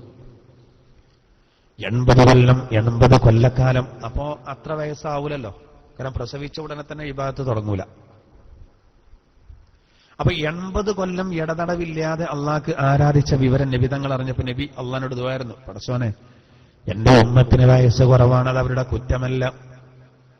നാളെ പരലോകത്ത് വരുമ്പോ എന്റെ ഉമ്മത്ത് വളരെ ബാക്കിലാകുമല്ലോ. ഇതാ നബിയുടെ വിഷമം. നബിന്റെ ഒരു സ്നേഹം നോക്കി, ഉമ്മത്തിനാ സ്നേഹമല്ലല്ലോ. നബിക്കെപ്പോഴും ഉമ്മത്താണ് മനസ്സിൽ, എല്ലാ ഘട്ടത്തിലും, മരണവേളയിൽ പോലും. മിഅ്റാജിന്റെ യാത്രയിൽ, ആ യാത്രയിലും ഉമ്മത്തിന്റെ കാര്യമാണ്. മരണവേളയിലും ഉമ്മത്തിന്റെ കാര്യം. എല്ലാ സമയവും തന്റെ ഉമ്മത്തിന്റെ കാര്യത്തിൽ ശ്രദ്ധിച്ചു. എന്തുകൊണ്ട്? അതാണ് റസൂലിന്റെ ഉമ്മത്തിനോടുള്ള സ്നേഹം. എന്റെ ഉമ്മത്തിന് വയസ്സ് കുറവായതുകൊണ്ട് അമലുകൾ കുറയും. 80 കൊല്ലം ദീർഘമായി ആരാധിച്ചവർ, എന്നാൽ നമ്മുടെ ശരാശരി പ്രായം 70. പിന്നെ എങ്ങനെ 80 കൊല്ലം ആരാധിക്കാം? എങ്ങനെ ആരാധിക്കും? ശരാശരി പ്രായട്ടോ. അപ്പൊ ഇറ്റലിയിലെ ഒരു പെണ്ണിന് 115 വയസ്സാണ്. 115. എന്നാ അങ്ങനെ കൂട്ടി നമ്മള് 115 വയസ്സ് നമുക്ക് കിട്ടിയാൽ പോലും ഒരു 80 കൊല്ലം ആരാധിക്കാനുള്ള വകുപ്പുണ്ടോ? ഇല്ല. 15 കൊല്ലം കുട്ടിപ്രായമായിട്ട് പോകും. ബാക്കി 100 കൊല്ലം. ആ 100 കൊല്ലത്തിൽ മൊത്തം ഉറക്കൊന്ന് കൂട്ടി നോക്കും, എത്ര ഉണ്ടാവും? 40 കൊല്ലം എന്തായാലും ഉണ്ടാവും ഉറക്കേക്കാരം, അല്ലേ? പിന്നെ അത്തഹിയാത്തിൽ ഉറങ്ങുന്നവരുടെ കൂട്ടുകയാണെങ്കിൽ അതിലേറുണ്ടാവും. എല്ലാ നിസ്കാരത്തിലും അത്തഹിയാത്തിൽ ഉറങ്ങുന്നവരുണ്ട്. ജുമഅക്ക് വന്നത് മുതൽ ലാസ്റ്റ് വരെ ഉറങ്ങും. ഒരു ഹുതുബയും കേട്ടിട്ടുണ്ടാവില്ല. ഇടയ്ക്കൊരു അയ്യുവന്നാസൊക്കെ ഇങ്ങനെ മാറി മറിഞ്ഞു പോയി, തിരിഞ്ഞിട്ടില്ല, ഉറങ്ങുകയാണ്. ബസ്സിൽ നിന്നുറങ്ങുന്നവരുണ്ട്, ഇരുന്നുറങ്ങുന്നവരുടെ പിന്നെ പറയണ്ട, യാതൊരു ബെല്ലും ബ്രേക്കും ഇല്ലാതെയാണ് ചില ആൾക്കാർ ഉറങ്ങുക. പരിസരത്തുള്ളൊക്കെ മറക്കും. അകത്തിരിക്കുന്നവന്റെ കൈ ഓന്റെ പുറത്തേക്കാണ് വെക്കും, തലയാണ് വെക്കും. അവസാനം ഇവൻ ഗത്യന്തരം ഇല്ലാതെ ഇയാളെ ഉണർത്തിയിട്ട് ബസ്സിന്റെ മുകളിൽ എഴുതി വെച്ച് കാണിച്ചു കൊടുക്കും. ആ ഡ്രൈവറെ സീറ്റിന്റെ ബാക്കിൽ കൈയും തലയും പുറത്തിടരുത്, ബസ്സിന്റെ പുറത്തിക്കിടരുതെന്നാണ് അതിന്റെ മായന. പക്ഷെ ഇയാൾ തൽക്കാലം സഹിക്കാൻ കഴിയാത്തതുകൊണ്ടാണ് മായന ഇങ്ങനെ വെച്ചത്, എന്റെ പുറത്ത് നിൽക്കുക എന്നുള്ള രൂപത്തിൽ. അത് ശ്രദ്ധിക്കേണ്ടതാണ്. നമുക്ക് ക്ഷീണം ഉണ്ടാവും, ചിലപ്പോ വർക്ക് വരും എന്ന് കരുതി അടുത്ത ആരൊക്കെ ഇരിക്കുന്നത് അവർ ശപിക്കുന്ന അവസ്ഥ ഉണ്ടാകരുത്. അല്ലെങ്കിൽ പിന്നെ നമുക്ക് നമ്മൾ തന്നെ സഹിച്ചാൽ മതി. സ്റ്റോപ്പിൽ ഇറങ്ങാൻ കഴിയാത്ത അവസ്ഥയൊക്കെ ഉണ്ടാവുള്ളൂ. ഉണരുമ്പോ ഇറങ്ങിയാൽ മതി. അപ്പൊ ഇങ്ങനെ ഉറങ്ങുന്ന ആൾക്കാരുടെ കണക്കൂട്ടിയാൽ മൊത്തത്തിൽ കൂട്ടുകയാണെങ്കിൽ 80 കൊല്ലം ഉറക്കും, 20 കൊല്ലം ഉണർവ് പോയി ആകെ കിട്ടുക.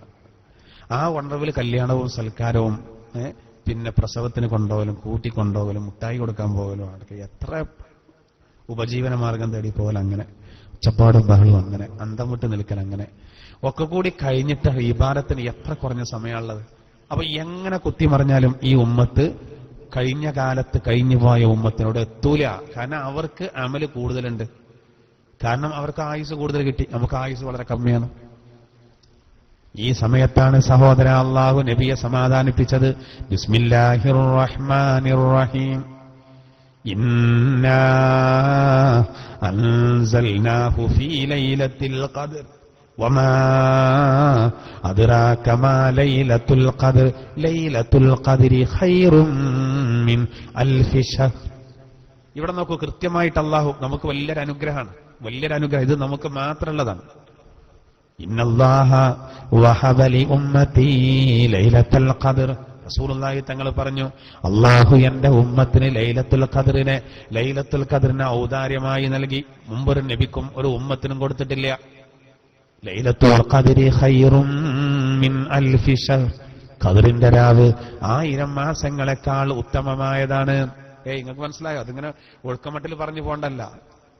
ഈസാ നബി മുതൽ അവിടുന്ന് അങ്ങോട്ടുള്ള ഉമ്മത്തിന്, പ്രവാചകന്മാർക്കും സമുദായത്തിനും 83 കൊല്ലവും 4 മാസവും ഇബാദത്ത് ചെയ്ത പ്രതിഫലം നാളെ മഹ്ശറിൽ വരുമ്പോൾ അവരുടെ കർമ്മരേഖയിൽ കാണണമെങ്കിൽ അത്ര കാലം അവർ ജീവിക്കുകയും ഇബാദത്ത് ചെയ്യുകയും വേണം. മുഹമ്മദ് നബിയുടെ ഉമ്മത്തിന് 83 വർഷവും 4 മാസവും, അതാണ് 1000 മാസം. അത്ര നീണ്ട കാലം ഇബാദത്ത് ചെയ്ത കൂലി ലഭിക്കാൻ അത്ര കാലം ജീവിക്കേണ്ടതില്ല. ഒരൊറ്റ രാത്രി കൊണ്ട് അത് വാരിയെടുക്കാൻ സാധിക്കുന്നതാണ്. അതാണ് ലൈലത്തുൽ ഖദ്ർ. അങ്ങനെയാണെങ്കിൽ 70 കൊല്ലം ജീവിച്ച ഈ ഉമ്മത്തിലൊരു സത്യവിശ്വാസി തന്റെ പ്രായപൂർത്തിയായതിനു ശേഷം 55 കൊല്ലം 55 റമളാന് 55 ലൈലത്തുൽ ഖദ്ർ പ്രതീക്ഷിച്ചു. എന്നാൽ 4000-ലധികം കൊല്ലം ജീവിച്ച് അമൽ ചെയ്ത പ്രതിഫലവുമായിട്ടാണ് നാളെ മഹ്ശറയിൽ വരിക. അലിമത്ത് നഫ്സും മാ അഹ്ളറത്. അപ്പൊ അവനെ കവർ ചെയ്യാൻ ഒരു ഉമ്മത്തിന് കഴിയൂല. അള്ളാഹു നമുക്കതിനെ തൗഫീഖ് നൽകുമാറാവട്ടെ. ഈ ഉമ്മത്തിന് മാത്രമുള്ളതാണ്. എന്താ നമ്മൾ മനസ്സിലാക്കാത്തത്? ഇന്നിപ്പോ നോമ്പെത്രേ? ഇന്നിപ്പോ എത്രാമത്തെ നോമ്പ? 22. ഇന്ന് സഹോദര 22ാമത്തെ നോമ്പ്. ഇന്ന് 22ാമത്തെ നോമ്പാകുമ്പോ ഇന്ന് സൂര്യൻ അസ്തമിക്കലോടുകൂടെ 23ാം രാവിലേക്ക് നമ്മൾ പ്രവേശിക്കുകയാണ്. 23. ഇമാം ഷാഫിഈ റഹിമഹുള്ള പറയുന്നത് ലൈലത്തുൽ ഖദ്റിന് ഏറ്റവും കൂടുതൽ സാധ്യത 21-നോ 23-നോ ആണ്. മനസ്സിലായിക്കോളി വിഷയം. ഖദ്റിന്റെ രാവിന് ഏറ്റവും കൂടുതൽ സാധ്യത 21-നോ 23-നോ ആണ്. മദ്ഹബിന്റെ ഇമാമായ ഇമാം ഷാഫിഈ റഹിമഹുള്ള പറയുന്നു. അങ്ങനെയാണെങ്കിൽ ഇന്നത്തെ രാത്രി ലൈലത്തുൽ ഖദ്റിന് നല്ല സാധ്യത ഉണ്ട്. ഇന്ന് മഗ്രിബോടുകൂടെ ആരംഭിക്കുന്ന സമയം വളരെ പ്രധാനപ്പെട്ടതാണ്. ഒരു ഹദീസിലുണ്ട്, ഖദ്റിന്റെ രാവിൽ ഇശാ നിസ്കാരം ഒരാൾ ജമാഅത്തായിട്ട് നിർവഹിച്ചാൽ, ഇശാ നിസ്കാരം ഖദ്റിന്റെ രാവിൽ ഒരാൾ ജമാഅത്തായിട്ട് നിസ്കരിച്ചാൽ ലൈലത്തുൽ ഖദ്റിന്റെ വലിയ വിഹിതം അവൻ സ്വായത്തമാക്കി. ലൈലത്തുൽ ഖദ്റിന്റെ അന്ന് ഖദ്റിന്റെ രാവിലെ ഇശാ നിസ്കാരം ഒരാള് ജമാഅത്തായിട്ട് നിസ്കരിച്ചാൽ ലൈലത്തുൽ ഖദ്റിന്റെ വലിയൊരു വിഹിതം അവൻ ഉറപ്പായി എന്നാണ്. നമുക്ക് നഷ്ടപ്പെടും. 27 നല്ല സാധ്യത ഉണ്ട്. അന്ന് പല ആൾക്കാരും പള്ളിയിൽ കുറച്ച് നേരം വൈകിട്ടാ വരിക. അന്ന് കുറെ നേരം വൈകിട്ടാ പോവുക. ഇല്ല, ദീർഘവീക്ഷണേക്കാരം. ഏതുപോലെ ഈ വരുന്ന വെള്ളിയാഴ്ച, അതായത് നാളെ നല്ലോണം ശ്രദ്ധിക്കണം. നാളെ നല്ല ചെരുപ്പ് കക്കാൻ തീരുമാനിച്ച കുറെ ആൾക്കാരുണ്ടാവും.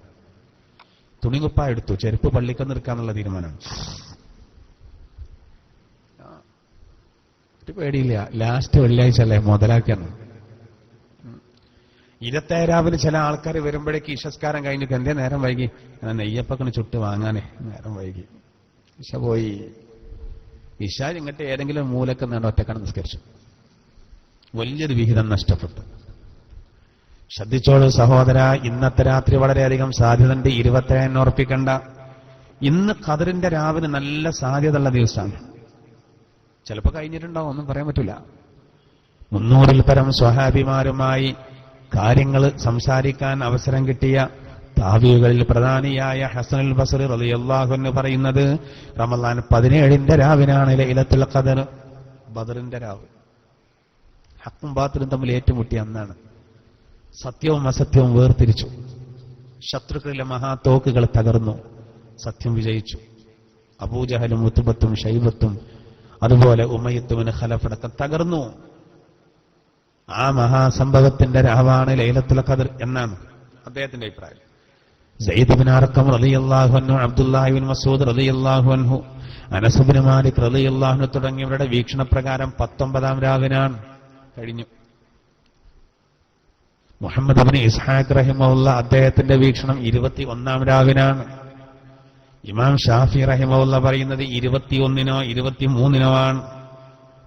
ബിലാൽ റളിയല്ലാഹു അൻഹുവിൽ നിന്ന് നിവേദനം 24-നാണ്. ഇരട്ട. ഉമർ ഇബ്നുൽ ഖത്താബ് റളിയല്ലാഹു അൻഹു, ഇബ്നു അബ്ബാസ് റളിയല്ലാഹു അൻഹു, ഹുദൈഫ റളിയല്ലാഹു അൻഹു, ഉബയ്യ് ഇബ്നു കഅബ് റളിയല്ലാഹു അൻഹു മുതലായി ഒരു വലിയ സംഘം സ്വഹാബിമാരും തഹാബികളൊക്കെ പറയുന്നത് 27ാം രാവിനാണ്. അതാണ് ബലപ്പെട്ട അഭിപ്രായം. കൂടുതൽ ശക്തി അതിനാണ് 27. എന്തുകൊണ്ട്?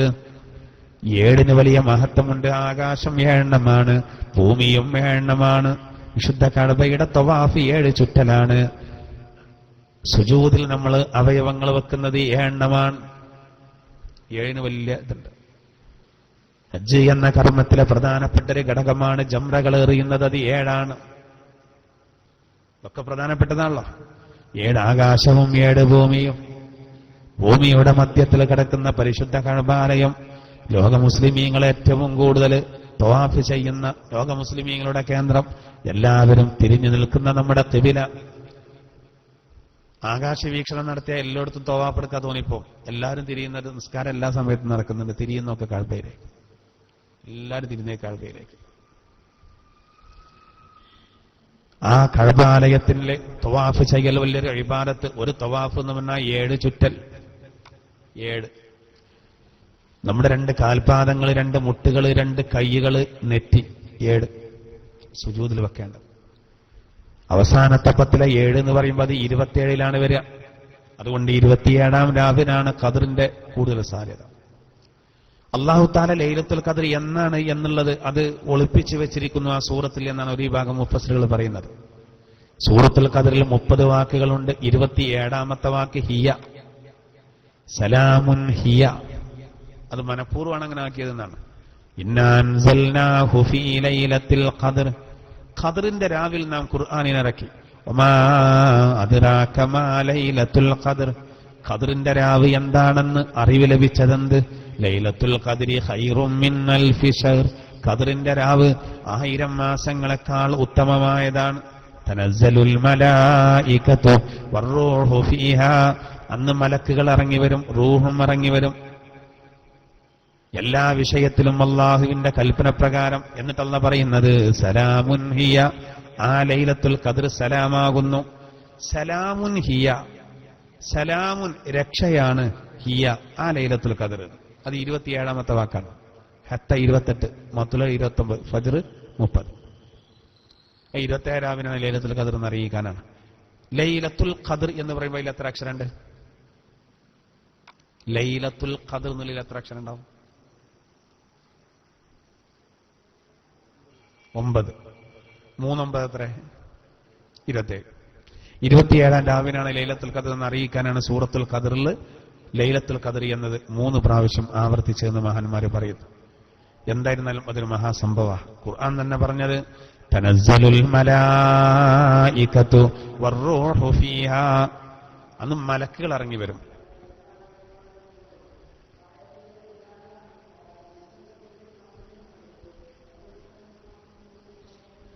അല്ലാഹു മഗ്ഫിറത്ത് നൽകുമാറാവട്ടെ.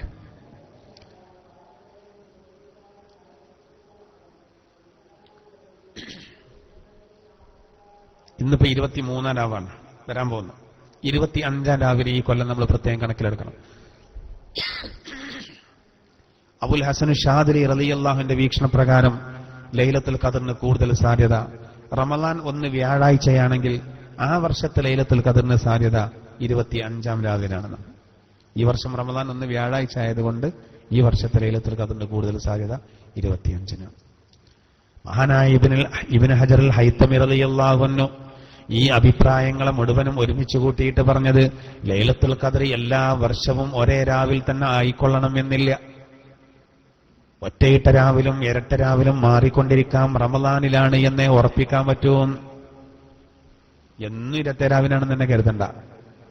അന്ന് പിന്നെ ഇക്കൊല്ലം 27-ാവിനാവൂലെന്ന് നമുക്ക് ഉറപ്പിട്ടിട്ടില്ലല്ലോ. സാധ്യതകൾ മാത്രം. അത് കൂടുതൽ കൂലി കൂട്ടാനാണത് കൃത്യമായിട്ട് പറഞ്ഞു തരാതിരുന്നത്. മാത്രമല്ല വളവന്മാരെ കഴിച്ചിലാകാനും പാടില്ല. 83 കൊല്ലം ആരാധിച്ച കൂലി ഒറ്റ രാത്രി കൊണ്ട് കിട്ടുന്നത് അറിഞ്ഞ എല്ലാവരും അന്നാണ് വരുന്നു. പിറ്റേന്ന് അവനെ ബാറിൽ കാണാം. ജെട്ടത്തോലിച്ച് എന്നാലും ഇജ്ജ് പള്ളിക്കലായിരുന്നല്ലോ പോകാതെ ഇന്ന് ബാറില്ല. അതിനെന്താ എനക്കെന്താ? 83 കൊല്ലം ആരാധിച്ച ഇന്നലെ കിട്ടി. ഞാനിപ്പോ ഒറ്റ ലൈലത്തുൽ ഖദ്ർ ഒഴിവാക്കലില്ല എല്ലാ കൊല്ലം. അപ്പൊ ഇതൊക്കെ ഒരു ബാറ് പോക്കുന്നൊരു പ്രശ്നമില്ല. പിന്നെ ഈ കൂലി ഒക്കെ കൂടി കിട്ടിയെന്താ കാട്ടുകയെന്ന് ചിന്തിക്കേണ്ടവരുണ്ട്. എന്നാൽ അതേ സമയത്ത് സഹോദര സത്യവിശ്വാസികൾ ഈ മത്സരിക്കുന്ന ആളുകൾക്ക് കൂലി കുറവാ തോന്നിപ്പോകും. ഇപ്പൊ നമുക്ക് ലൈലത്തുൽ ഖദ്ർ കൃത്യമായിട്ട് പറഞ്ഞു തരാത്തതുകൊണ്ട് സാധ്യതകളുള്ള രാവിലൊക്കെ നമ്മൾ ആരാധിക്കും. അപ്പൊ നമുക്ക് 3 കൂലിയായി. ആരാധിച്ച കൂലിയായി, അതിൽ ലൈലത്തുൽ ഖദ്ർ പെട്ട അതിന്റെ കൂലിയായി, പ്രതീക്ഷിച്ചതിനും കൂലിയായി. ഈ പ്രതീക്ഷിച്ചതിനൊക്കെ കൂലിയുണ്ടല്ലോ. അത് ഇത് മാത്രമല്ല, കുറെ വിഷയങ്ങൾ അങ്ങനെയല്ലേ. നിസ്കാരത്തിൽ സ്വലാത്തുൽ ഉസ്ത കൃത്യമായിട്ട് പറഞ്ഞെന്നില്ല. എല്ലാ നിസ്കാരവും ശ്രദ്ധിക്കാൻ വേണ്ടിയിട്ടാണ്. എല്ലാ നിസ്കാരവും ശ്രദ്ധിക്കാൻ. മരണം കൃത്യമായിട്ട് പറഞ്ഞെന്നില്ല. എല്ലാ സമയവും ശ്രദ്ധിക്കുക. എപ്പോഴും പോകേണ്ടി വരും. ടിക്കറ്റൊക്കെ റെഡിയാ, ബോർഡിംഗ് പാസ് കിട്ടിയിട്ടുണ്ട്. ഇപ്പൊ പോവും. ഇതാ കയറിക്കോളി എന്ന് പറയാൻ പറ്റും. വെള്ളിയാഴ്ച ഒരു സമയമുണ്ട്. ആ സമയത്ത് പ്രാർത്ഥിച്ചാൽ ഉടനെ ഉത്തരം കിട്ടും. ഏതാ പറഞ്ഞെന്നില്ല. പണ്ട് കാലത്തുള്ളവർ ചൂട്ടും കത്തിച്ചു പോയി. കലക്ടറേറ്റക്കല്ലത്, പ്രകടനത്തിനല്ല, കണ്ണു കാണായിട്ടാണ് ചൂട്ടും കത്തിച്ചു പോയത്. ഏതോ ഒരു സമയമുണ്ട്. ആ സമയം ഏതാ അറിയില്ല. ആ സമയം കൃത്യമായിട്ട് പറഞ്ഞെന്ന് എല്ലാവരും അപ്പൊ ചോദിക്കൂലേ? 12 മണിക്കാണെങ്കിൽ അപ്പൊ വന്നിട്ട് പഠിച്ചോനെ എനിക്ക് ഈമാൻ നൽകണേ, അർജന്റാണ്, ബിസിയാ, പോട്ടോ ഓമ്പോവും. ഈമാൻ കിട്ടിയില്ലേ? ഉത്തരം കിട്ടുന്ന ഉറപ്പാണെങ്കിൽ എന്തിനാ ഇടങ്ങാറാവും? കൊണ്ട റബ്ബെ 25,000 ചോദിക്കേണ്ടവരുണ്ടാവും. A+ ഒക്കെ എല്ലാവർക്കും 30 കളിയേകാരം. ജുമഴക്കെന്നാണ് ചോദിച്ചു പോകല് എല്ലാ വിഷയത്തിലും A+ കിട്ടാൻ. പറഞ്ഞു തന്നില്ല സഹോദര എന്നതുപോലെയാണ് ലൈലത്തുൽ ഖദ്ർ കൃത്യമായിട്ട് പറഞ്ഞു തന്നില്ല. അല്ലെങ്കിൽ റബ്ബിന് ആ പതാക കാണിച്ചെന്നാ മതിയായിരുന്നു. മുഹ്യിദ്ദീൻ ശൈഖ് റളിയല്ലാഹു അൻഹു രേഖപ്പെടുത്തുന്നുണ്ട്, ഖദ്റിന്റെ രാവിലെ ജിബ്രീൽ എന്ന മലക്കിന്റെ നേതൃത്വത്തിൽ 70,000 മലക്കുകൾ ഒരു സ്പെഷ്യൽ ടീം ഇറങ്ങും. 4 പതാകയുമായിട്ടിറങ്ങും. വിശുദ്ധ കഅബാലയത്തിന്റെ മുകളിലൊരു പതാക, വിശുദ്ധ കഅബാലയത്തിന്റെ മുകളിലൊരു പതാക, അതുപോലെ പരിശുദ്ധ റൗള ഷരീഫിന്റെ മുകളിലൊരു പതാക. 70,000 മലക്കുകൾ നാട്ടുകയാണ്. പിന്നെ മസ്ജിദുൽ അക്സയുടെ മുകളിലൊരു പതാക. സീനാ പർവ്വതത്തില് തീനി സൂറത്തിൽ വത്തൂരി സീനി എന്ന് പറഞ്ഞല്ലോ, സീനായിലെ തൂർ പർവ്വതം, ആ പർവ്വതത്തിന്റെ മുകളിലൊരു പതാക.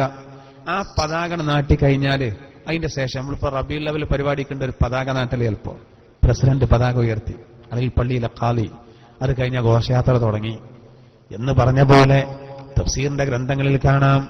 ഈ 4 കേന്ദ്രങ്ങളിൽ ഖദ്റിന്റെ രാവിൽ നമ്മുടെ കണ്ണുകളെ കൊണ്ട് കാണാൻ കഴിയില്ലെങ്കിലും മനോഹരമായ പതാകകൾ നാട്ടിക്കഴിഞ്ഞാൽ ജിബ്രീൽ എന്ന മലക്കിന്റെ അനുമതി പ്രകാരം പിന്നെ മലക്കുകൾ, കോടിക്കണക്കിന് മലക്കുകൾ അവരോട് പക്ഷം ചേർന്ന്, നബി തങ്ങളുടെ ഹദീസിലുള്ളത് ഓരോ വീട്ടിലും കയറുന്നതാണ്. വീട്ടിലും അതുപോലെ തന്നെ വാഹനങ്ങളിലും, നബി പറഞ്ഞ കപ്പലിലൊക്കെ എന്നാണ്. എവിടൊക്കെ മോമിനീങ്ങൾ അവിടൊക്കെ കയറും. അവർ ലൈലത്തുൽ ഖദ്റിനെ പ്രതീക്ഷിക്കുന്നവരും സ്വാലിഹീങ്ങളും ആണെങ്കിൽ അവരോട് സലാം പറയും.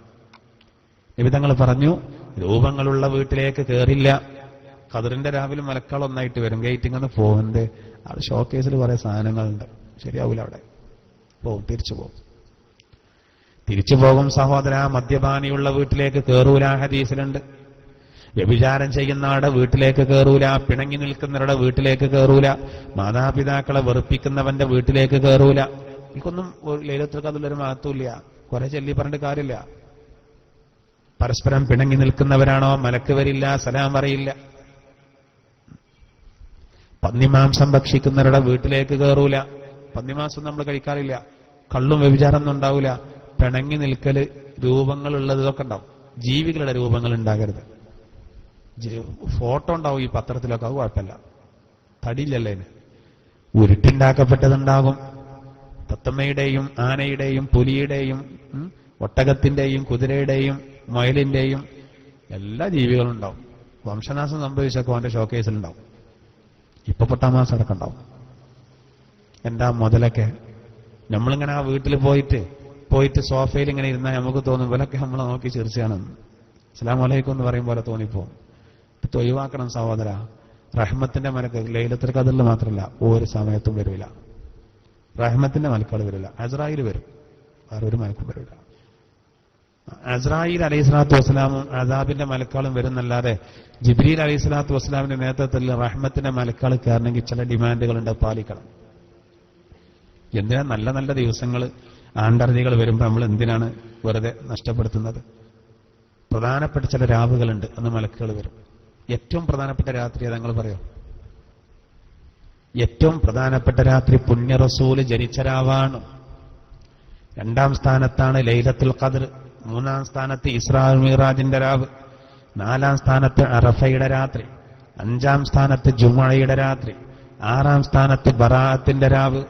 7ാം സ്ഥാനത്ത് 2 പെരുന്നാളുകളുടെ രാവ്. ഞാനിത് ഒരു സ്ഥലത്ത് പറഞ്ഞപ്പോ ഒരു ജമാഅത്തെ ഇസ്ലാമിയുടെ ഒരാള് എന്നോട് പറഞ്ഞു, നിങ്ങൾ പറഞ്ഞത് ശരിയല്ല. ഏത്?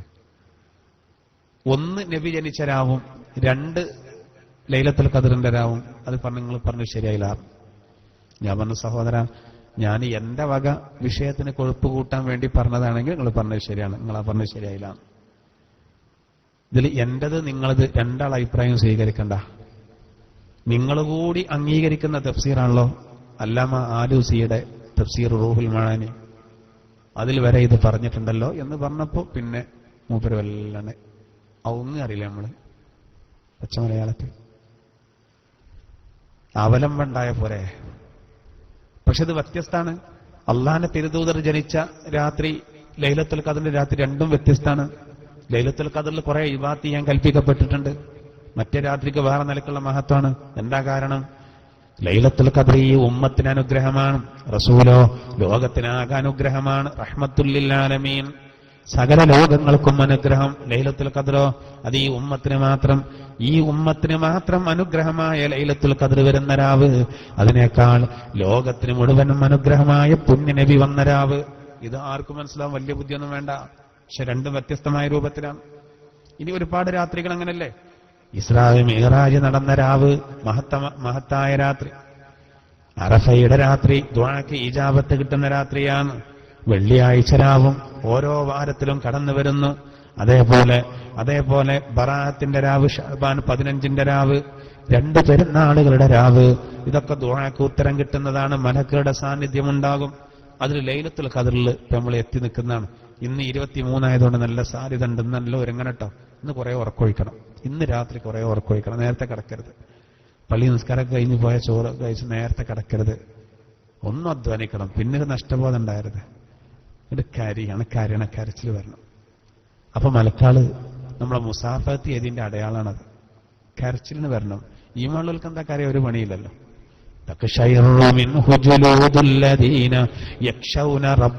ഖുർആൻ ഓതുമ്പോ കരഞ്ഞാൽ മതി. റബ്ബിന്റെ വചനങ്ങൾ കേൾക്കുമ്പോൾ അവരെ തൊലിയൊന്നിന് പിടച്ചു പോകുന്നതാണ്. അതുകൊണ്ട് സഹോദര, ഈ കാര്യങ്ങൾ ശ്രദ്ധിക്കണം. ഇന്ന് മലക്കുകൾ ധാരാളം ഇറങ്ങും. ഇന്ന് തന്നെ ഉറപ്പിക്കണം. നാളെക്കും സാധ്യതയുണ്ട്. 24 രാവിന് സാധ്യത ഉണ്ട്. ഇബ്നു മസ്ഊദ് റളിയല്ലാഹു അൻഹു, ബിലാൽ റളിയല്ലാഹു അൻഹു ഓലൊക്കെ അഭിപ്രായം 24, 25 വ്യാഴാഴ്ച റമദാൻ 1 ആയതുകൊണ്ട് 25 നല്ല സാധ്യത, 27 ഭയങ്കര സാധ്യത. നിങ്ങൾ എമിലൊന്ന് ഉറച്ചിക്ക് ഉസ്താദ് എന്ന് പറയാൻ വയ്യ. അള്ളാഹുവിന്റെ റസൂൽ വ്യത്യസ്തമായ രൂപത്തിൽ പറഞ്ഞത് നമ്മൾ അധ്വാനിക്കാനാണ്. 29 നല്ലോ കണക്കിലെടുക്കണം. 27 കഴിഞ്ഞാൽ പിന്നെ ഒക്കെ പൂട്ടി വെച്ച പോലെയാണ്. 27 ഹൗലും കരക്ക് വരെ ആളേക്കാരം. ഭയങ്കര ആൾക്കാരാണ്. ഇത്രയൊക്കെ ആൾക്കാർ പള്ളിയിലെ കാലി 10-15 കൊല്ലായ കാലിങ്ങനെ ഇയാളിപ്പോ ഈ നാട്ടാൻ നിന്നോ കൊല്ലത്തിലൊരിക്കലും വരുള്ളൂ. 27 ആ നെയ്യപ്പം കൊടുക്കുന്നത് ഇശാഖ് നിസ്കരിച്ച ഉടനെ കൊടുത്തിട്ട് പിന്നെ തറാവി നിസ്കരിക്കാൻ തീരുമാനിച്ച വിവരണം അറിയാം. എവിടെ പോയി ആളൊക്കെ? നെയ്യപ്പം കിട്ടിയവര് പോയി. ഒരു മസാല ഉണ്ടാകുന്ന നെയ്യപ്പം ഉറുമ്പ് വരും എന്ന് കരുതിയിട്ടാണ്, അതുകൊണ്ട് പോയതാണ്. കേട്ടാ തോന്നിപ്പോ അത് പെരി ഏൽപ്പിച്ചിട്ട് ഇപ്പൊ വരും തിരിച്ച് ഭയങ്കര സ്പീഡിൽ. എല്ലാവർക്കും ഒരേ തട്ടിപ്പൊക്കെ. എല്ലാരും അങ്ങനെയാണെന്നല്ല, കുറെ ആളുകളുണ്ട്. ലക്ഷ്യങ്ങൾ വേറെയാണ്. അങ്ങനെ ആവരുത് സഹോദര. 29 സാധ്യത ഉണ്ട്. 29 കൂടി കഴിയണം. എന്നിട്ട് എന്ത് ചെയ്താൽ മതി? അള്ളാഹു താല നമുക്കതിന് തൗഫീക്ക് നൽകുമാറാവട്ടെ. ഇനി അന്നത്തെ രാവ്, ഇനി അടുത്ത ക്ലാസ്സിൽ നമ്മൾ ഒരുമിച്ച് കൂടുമ്പോഴേക്ക് പറ്റ ലാസ്റ്റാവും. നാളെ പെരുന്നാളാവും ഉസ്താദേ എന്ന് ചോദിക്കുന്ന അവസ്ഥയിലെത്തും അടുത്ത വ്യാഴാഴ്ച. അതുകൊണ്ട് ഞാൻ പറയാണ്, ഖദ്റിന്റെ രാവിലെ പ്രധാനപ്പെട്ട ചില ദിക്റുകൾ നമ്മൾ ചൊല്ലണം. ഖദ്റിന്റെ രാവിലെ പ്രത്യേകം പെണ്ണുങ്ങൾക്ക് പഠിപ്പിച്ചു കൊടുക്കണം. ആർത്തവകാരികളായ സ്ത്രീകളോട് പ്രത്യേകം പറയണം. ഖദ്റിന്റെ രാവിലും അവർക്ക് നിസ്കരിക്കാൻ പറ്റില്ല, ഖുർആൻ ഉറക്കെ ഓതാനും പറ്റൂല, ദിക്റിനും സ്വലാത്തിനും പ്രശ്നമില്ല. അഫ്ളലു മാ ഖുൽതു അന വന്നബിയൂന മിൻ ഖബ്ലി ഖൗലു ലാ ഇലാഹ ഇല്ലല്ലാഹ്. ഞാനും എന്റെ കഴിഞ്ഞു പോയ പ്രവാചകന്മാരും പറഞ്ഞ വാക്കിൽ ഏറ്റവും പ്രധാനപ്പെട്ട ലാ ഇലാഹ ഇല്ലല്ലാഹ്. അത് നല്ലോണം ചെല്ലണം. മിഅ്റാജിന്റെ യാത്രയിൽ ഇബ്രാഹിം നബി അലൈഹിസ്സലാത്തു വസ്സലാം ബൈത്തുൽ മഅമൂറിന്റെ ചുമരിൽ ചാരി നിന്ന് പുണ്യ നബിക്ക് പഠിപ്പിച്ചു കൊടുത്ത ദിക്റാണ് സുബ്ഹാനല്ലാഹി വൽഹംദുലില്ലാഹി വലാ ഇലാഹ ഇല്ലല്ലാഹു വല്ലാഹു അക്ബർ. ഇത് പ്രധാനപ്പെട്ട ദിക്റാ. ഖദ്റിന്റെ രാവിൽ നമ്മൾ ചൊല്ലണം. അത് ഇബ്രാഹിം നബി സ്വർഗത്തിലേക്ക് കടക്കാൻ ഉമ്മത്തിനൊരു പോയിന്റ് പറഞ്ഞു കൊടുത്തതാണ്.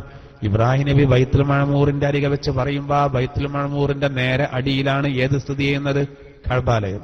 ആ കഅബ ലോക മുസ്ലിമീങ്ങൾ തവാഫ് ചെയ്യുമ്പോൾ ഏറ്റവും കൂടുതൽ ചൊല്ലുന്നതും അത് തന്നെ. അതുകൊണ്ട് അത് നമ്മൾ ചൊല്ലണം. അതാണ് പെരുന്നാൾക്ക് തക്ബീറുകൾക്കിടയിൽ ചൊല്ലാറ്. തസ്ബീഹ് നിസ്കാരത്തിലെ 300 തസ്ബീഹും അതാണ്, മറക്കണ്ട. മാത്രമല്ല അൽ കഹ്ഫ് സൂറയിലൂടെ അള്ളാഹു പറയുന്ന ബാഖിയാത്തു സ്വാലിഹാത്ത് എന്ന് പറയുന്നത് അതുകൊണ്ടുള്ള ഉദ്ദേശം സുബ്ഹാനല്ലാഹി വൽഹംദുലില്ലാഹി വലാ ഇലാഹ ഇല്ലല്ലാഹു വല്ലാഹു അക്ബർ. ഇബ്നു അബ്ബാസ് റളിയല്ലാഹു അൻഹു പോലെയുള്ളവരുടെ വ്യാഖ്യാനം. എല്ലാം കൊണ്ടും വലിയൊരു ദിക്റാണ്. അതുപോലെ നാളെ മീസാൻ എന്ന തുലാസിൽ കനം തൂങ്ങാൻ റസൂലുള്ളാഹി തങ്ങൾ പറഞ്ഞില്ലേ, കലിമത്താനി ഖഫീഫത്താനി അലൽ ലിസാൻ ഹബീബത്താനി ഇലർ റഹ്മാൻ സഖീലത്താനി ഫിൽ മീസാൻ. നാവുകൾക്ക് വളരെ ലഘുവായ 2 വാക്യങ്ങൾ, അതേസമയം അത് അള്ളാഹു എനിക്ക് വളരെ ഇഷ്ടമുള്ളതും മീസാൻ എന്ന തുലാസിൽ വല്ലാത്ത ഖനമുള്ളതും. ചെറിയ മുളകില്ലേ, കാണാൻ ചെറുതേക്കാരം, പെരും എരിവായിരിക്കും. ആ വലിയ മുളകുണ്ടല്ലോ, കണ്ട ജഗ പോകെ അബൂജഹലിന്റെ തലന്റെ മരക്ക് ഉള്ളൊന്നുമില്ല, ഏത് കുട്ടിയാക്കും തിന്ന പുളക്കിങ്ങുന്ന പോലെ. എന്നാൽ ആ ചീരമുളക് എന്ന് പറയും നമ്മുടെ നാടൻ ഭാഷയിൽ. എന്താ അതിന്റെ എരിവ്? എന്നതുപോലെ കാണാൻ വലിയ വലുപ്പൊന്നുമില്ല, ചെല്ലാന് വളരെ എളുപ്പം, മൂല്യമില്ല എന്ന് കരുതരുത്. സുബ്ഹാനല്ലാഹി വബിഹംദിഹി സുബ്ഹാനല്ലാഹിൽ അലീം, അതാണ് ദിക്ർ. അത് അങ്ങനെ തന്നെയല്ല. വബിഹംദി അസ്തഗ്ഫിറുല്ലാഹ് ഇല്ലാതെ കുറെ ചെല്ല. ഖദറിന്റെ രാവിലെ സ്വർഗത്തിലൊരു നിധി, അർശിന്റെ താഴെ ഒരു നിധിയുണ്ട്, അതാണ് ലാ ഹൗല വലാ ഖുവത ഇല്ലാ ബില്ലാഹിൽ അലിയിൽ അലീം. ഖദറിന്റെ രാവിലെ കൂടുതൽ ചെല്ലേണ്ടത്. സഹോദര, നമ്മള് പാപമോചനത്തിന്റെ രാവ് 10 കഴിഞ്ഞു പോയെങ്കിലും നരകമോചനത്തിന്റെ 10 ഇപ്പൊ നമ്മളുള്ളത്. നരകമോചനത്തിന്റെ, സ്വർഗപ്രവേശനത്തിന്റെ, അതാണ് അല്ലാഹുമ്മ അഅ്തിഖ്നി മിനന്നാർ വഅദ്ഖിൽനിൽ ജന്നത യാ റബ്ബൽ ആലമീൻ നമ്മൾ ചൊല്ലുന്നത്. ഈ 10 നമ്മൾ കൂടുതൽ ചൊല്ലേണ്ട ഒന്നാണ് യൂനുസ് നബി ചൊല്ലിയത്. ഖദറിന്റെ രാവിൽ ചൊല്ലണം. ഖദറിന്റെ രാവിൽ യൂനുസ് നബി അലൈഹി സ്വലാത്തു വസ്സലാം അള്ളാന്റെ അനുമതി ഇല്ലാതെ ഹിജ്റ പോയി അവസാനം വലിയൊരു തിമീങ്കലത്തിന്റെ പള്ളന്റെ ഉള്ളിൽപ്പെട്ടല്ലോ. വലിയ ഒരു തിമീങ്കലത്തിന്റെ വയറ്റിന്റെ ഉള്ളിൽപ്പെട്ടു. അവസാനം അദ്ദേഹം രക്ഷപ്പെടാൻ എന്താ ചൊല്ലിയത്? ലാ ഇലാഹ ഇല്ലാ അൻത സുബ്ഹാനക ഇന്നി കുൻതു മിനൽ ളാലിമീൻ. അള്ളാഹു ഖുർആനിൽ പറയുന്നത് അത് ചൊല്ലിയിട്ടില്ലായിരുന്നെങ്കിൽ അദ്ദേഹത്തിന്റെ മരണം എവിടാവും? ആ മത്സ്യത്തിന്റെ വയറ്റിലാവുന്നതാണ്. അത് ചൊല്ലിയത് കൊണ്ടാണ് അദ്ദേഹത്തെ നാം രക്ഷപ്പെടുത്തിയത്. 40 ദിവസം മത്സ്യത്തിന്റെ വയറ്റിൽ കടന്നു. 3 ഇരുട്ട്, മത്സ്യത്തിന്റെ വയറ്റിലെ ഇരുട്ട്, കടലിലെ ഇരുട്ട്, രാത്രിയിലെ ഇരുട്ട് ഒക്കെ കൂടി അദ്ദേഹം ഇത് നല്ലോണം ആവർത്തിച്ച് ചൊല്ലി രക്ഷപ്പെടുത്തി. ഇത് കഥ ഖുർആൻ പറഞ്ഞത് അള്ളാഹു റസൂൽ വിശദീകരിച്ചപ്പോൾ സ്വഹാബത്ത് ചോദിച്ചു, നബിയെ ഈ ലാ ഇലാഹ ഇല്ലാ അൻത സുബ്ഹാനക ഇന്നി കുൻതു മിനൽ ളാലിമീൻ എന്ന് നമ്മൾ എവിടെങ്കിലും കുടുങ്ങിയാൽ ചൊല്ലിയാൽ രക്ഷപ്പെടുമെന്ന് ചോദിച്ചു. റസൂൽ പറഞ്ഞു രക്ഷപ്പെടും, ആത്മാർത്ഥമായി ചൊല്ലിയ രക്ഷപ്പെടും. കാരണം അദ്ദേഹം അത് ചൊല്ലിയത് കൊണ്ടാണ് രക്ഷപ്പെടുത്തിയത് എന്ന് ഖുർആൻ പറഞ്ഞിട്ട് ലാസ്റ്റ് പറയുന്നത് എന്താ അറിയോ? വകദാലിക നുൻജിൽ മുഅ്മിനീൻ, അപ്രകാരം മുഅ്മിനീങ്ങളെ നാം രക്ഷപ്പെടുത്തും. അപ്രകാരം എന്ന് പറഞ്ഞാൽ യൂനുസ് നബിയെ രക്ഷപ്പെടുത്തിയതുപോലെ, അദ്ദേഹം അത് ചൊല്ലിയത് കൊണ്ട് രക്ഷപ്പെടുത്തിയതുപോലെ മുഅ്മിനീങ്ങൾ എവിടെങ്കിലും കുടുങ്ങിയാൽ ഇത് ചൊല്ലിയാ രക്ഷപ്പെടുത്തും. ക്ലാസ് റൂമിൽ ഇത് കേൾക്കുന്ന ഒരു പ്രത്യേകം ശ്രദ്ധിച്ചോളി. വിദേശത്ത് ഒരാൾ ജയിലിൽ കുടുങ്ങിയെന്ന് കൂട്ടാ, ബേജാറാണ്ട, ആത്മാർത്ഥമായിട്ട് ചെല്ലാം. അപ്പൊ ചിലപ്പോൾ ചിന്തിക്കുന്നുണ്ടാവും, മയക്കുമരുന്ന് വിറ്റ് കുടുങ്ങിയാലോ? മയക്കുമരുന്ന് വിറ്റിട്ട് കുടുങ്ങി ജയിലില, ഇത് ചെല്ലിയതുകൊണ്ട് കഴിച്ചില്ലാകും ഉസ്താദേ. കഴിച്ചില്ലാവും ആത്മാർത്ഥം ഉണ്ടെങ്കിൽ. ലാ ഇലാഹ ഇല്ലാ അൻത സുബ്ഹാനക ഇന്നി കുൻതു മിനൽ ളാലിമീൻ. റബ്ബേ, നീ അല്ലാതെ വേറെ ഇലാഹില്ല, നീ എത്ര പരിശുദ്ധനാണ് റബ്ബേ, ഞാൻ തെറ്റ് ചെയ്തു പോയി. അതാളപ്പ പറയുന്നത്, ക്ഷമാപണം. ഞാൻ മയക്കുമരുന്ന് വിറ്റുപോയി, ഇപ്പൊ തല പോയിട്ടില്ല, അതുകൊണ്ട് അത് വേർക്കുന്നത്. അപ്പോ ആത്മാർത്ഥമായിട്ട് മനസ്സിൽ കരുതാണ്, നീ പരിപാടിയില്ല, എന്നാ രക്ഷ ഉണ്ടാവും. ആത്മാർത്ഥക്കനുസരിച്ചാണ്. നീ ആ മയക്കുമരുന്ന് വെക്കൂല, ജയിലിൽ നിന്ന് പുറത്തന്നെ ഇറങ്ങട്ടെ, കാണിച്ചു കൊടുക്കാം, കാര്യമില്ല, ചെല്ലിയിട്ട് കാര്യമില്ല, അല്ലെങ്കിൽ ചെല്ലിയ കാര്യമുണ്ട്. സഹോദര, നമ്മൾ ഇത് കൂടുതൽ ചെല്ലണം. ഖദറിന്റെ രാവിലെ ഇബ്രാഹിം നബി അഗ്നികുണ്ഡത്തിലേക്ക് എറിയപ്പെടുമ്പോ ചൊല്ലിയത് ഖദറിന്റെ രാവിൽ ചെല്ലണം. ഹസ്ബിയല്ലാഹു വനിഅമൽ വകീൽ, എനിക്കല്ലാഹു മതി, പരമേൽപ്പിക്കാൻ ഏറ്റവും ഉത്തമൻ അവനാണ്. നല്ലോണം ചെല്ലണം. അങ്ങനെയുള്ള പ്രധാനപ്പെട്ട ദിക്റുകളൊക്കെ ചൊല്ലുക, ഖുർആനിൽ നിന്ന് നിരന്തരം ഓതുക. സുഫിയാൻ സൗരി റളിയല്ലാഹു അൻഹു പറയുന്നുണ്ട്, ലൈലത്തുൽ ഖദറിന്റെ രാവിലെ നിസ്കരിക്കുന്നതിനേക്കാൾ പുണ്യമാണ് ദുആ ചെയ്യരുതെന്നാണ്. നല്ലോണം ദുആർക്കണം, മനസ്സ് തട്ടി ദുആർക്കുക, കരഞ്ഞു ദുആർക്കുക, നമ്മുടെ കാര്യങ്ങൾ റബ്ബിനോട് പറയാ. മലക്കുകളുടെ സാന്നിധ്യം ഉണ്ടാവും. അല്ലാഹു സുബ്ഹാനഹു വ തആല ഈ രാവുകളെ ഉപയോഗപ്പെടുത്താൻ നമുക്ക് തൗഫീഖ് നൽകുമാറാവട്ടെ. ആമീൻ എന്ന് പ്രാർത്ഥിച്ചുകൊണ്ട് ഞാൻ അവസാനിപ്പിക്കുകയാണ്. അലിമത്ത് നഫ്സും മാ അഹ്ളറത്, ഓരോരുത്തരും തയ്യാറാക്കി കൊണ്ടുവന്നതിനെ ഓരോരുത്തരും അറിയും. ആ ഘട്ടത്തിൽ ഒരുപാട് ഇബാദത്തുകൾ, ഒരുപാട് അമലുകൾ നമുക്ക് ചെയ്യാനുള്ള അവസരം അല്ലാഹു സുബ്ഹാനഹു വ തആല നമുക്ക് നൽകുമാറാവട്ടെ. ആമീൻ എന്ന് പ്രാർത്ഥിച്ചുകൊണ്ട് ഇൻഷാ അല്ലാഹ് ബാക്കി കാര്യങ്ങൾ നമുക്ക് അടുത്ത ക്ലാസ്സിൽ പറയാം. 29-ാം രാവിന് തറാവീഹിന് ശേഷം പള്ളിയിൽ വെച്ച് തസ്ബീഹ് നിസ്കാരം, അതുപോലെ തന്നെ തൗബ, തഹ്ലീൽ എല്ലാം ഉണ്ടാകും എന്ന് അയ്യൂബ് സഖാഫിയുടെ നേതൃത്വത്തിൽ ഉണ്ടാകുമെന്ന് സംഘാടകർ അറിയിച്ചിട്ടുണ്ട്. നമ്മുടെ പള്ളിയിൽ വെച്ച് 29-ാം രാവിന്. അല്ലാഹു സുബ്ഹാനഹു വ തആല നമുക്ക് തൗഫീഖ് നൽകുമാറാവട്ടെ. ആമീൻ എന്ന് പ്രത്യേകം പ്രാർത്ഥിക്കുകയാണ്. ഇൻഷാ അല്ലാഹ് ഈ സൂറത്തിന്റെ ലാസ്റ്റ് ഭാഗം, അടുത്ത ഭാഗം ഫലാ ഉഖ്സിമു ബിൽ ഖുന്നസ് അൽ ജവാരിൽ ഖുന്നസ് എന്ന് പറഞ്ഞിട്ട് ഒരു ശ്രദ്ധേയമായ ഒരു ചർച്ച ഇനി അള്ളാഹു തുടങ്ങാണ്. അത് നമുക്ക് അടുത്ത ക്ലാസ്സിൽ വിശദീകരിക്കാം. അള്ളാഹു സുബ്ഹാനഹു വ തആല നമ്മുടെ എല്ലാ പ്രവർത്തനങ്ങളും വിജയിപ്പിക്കുമാറാവട്ടെ. നമ്മൾ ഈ ചെയ്യുന്ന പ്രവർത്തനങ്ങൾക്കൊക്കെ അള്ളാഹു അർഹമായ കൂലി നൽകുമാറാവട്ടെ. ആമീൻ. ബിസ്മില്ലാഹിർ റഹ്മാനിർ റഹീം. ഫഅലം അന്നഹു ലാ ഇലാഹ ഇല്ലല്ലാഹ് ലാ ഇലാഹ ഇല്ലല്ലാഹ് ലാ ഇലാഹ ഇല്ലല്ലാഹ് ലാ ഇലാഹ ഇല്ലല്ലാഹ് ലാ ഇലാഹ ഇല്ലല്ലാഹ് ലാ ഇലാഹ ഇല്ലല്ലാഹ് ലാ ഇലാഹ ഇല്ലല്ലാഹ് ലാ ഇലാഹ ഇല്ലല്ലാഹ് ലാ ഇലാഹ ഇല്ലല്ലാഹ് ലാ ഇലാഹ ഇല്ലല്ലാഹ് ലാ ഇലാഹ ഇല്ലല്ലാഹ്. അസ്തഗ്ഫിറുല്ലാഹൽ അലീം അസ്തഗ്ഫിറുല്ലാഹൽ അലീം അസ്തഗ്ഫിറുല്ലാഹൽ അലീം അസ്തഗ്ഫിറുല്ലാഹൽ അലീം അസ്തഗ്ഫിറുല്ലാഹൽ അലീം അസ്തഗ്ഫിറുല്ലാഹൽ അലീം അസ്തഗ്ഫിറുല്ലാഹൽ അലീം അസ്തഗ്ഫിറുല്ലാഹൽ അലീം അസ്തഗ്ഫിറുല്ലാഹൽ അലീം അസ്തഗ്ഫിറുല്ലാഹൽ അലീം അസ്തഗ്ഫിറുല്ലാഹൽ അലീം അസ്തഗ്ഫിറുല്ലാഹൽ അലീം. اللهم صل على محمد والآل كلهم وسلم. اللهم صل على محمد والآل كلهم وسلم.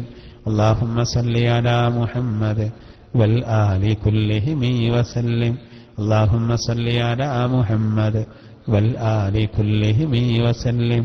اللهم صل على محمد والآل كلهم وسلم. اللهم صل على محمد والآل كلهم وسلم.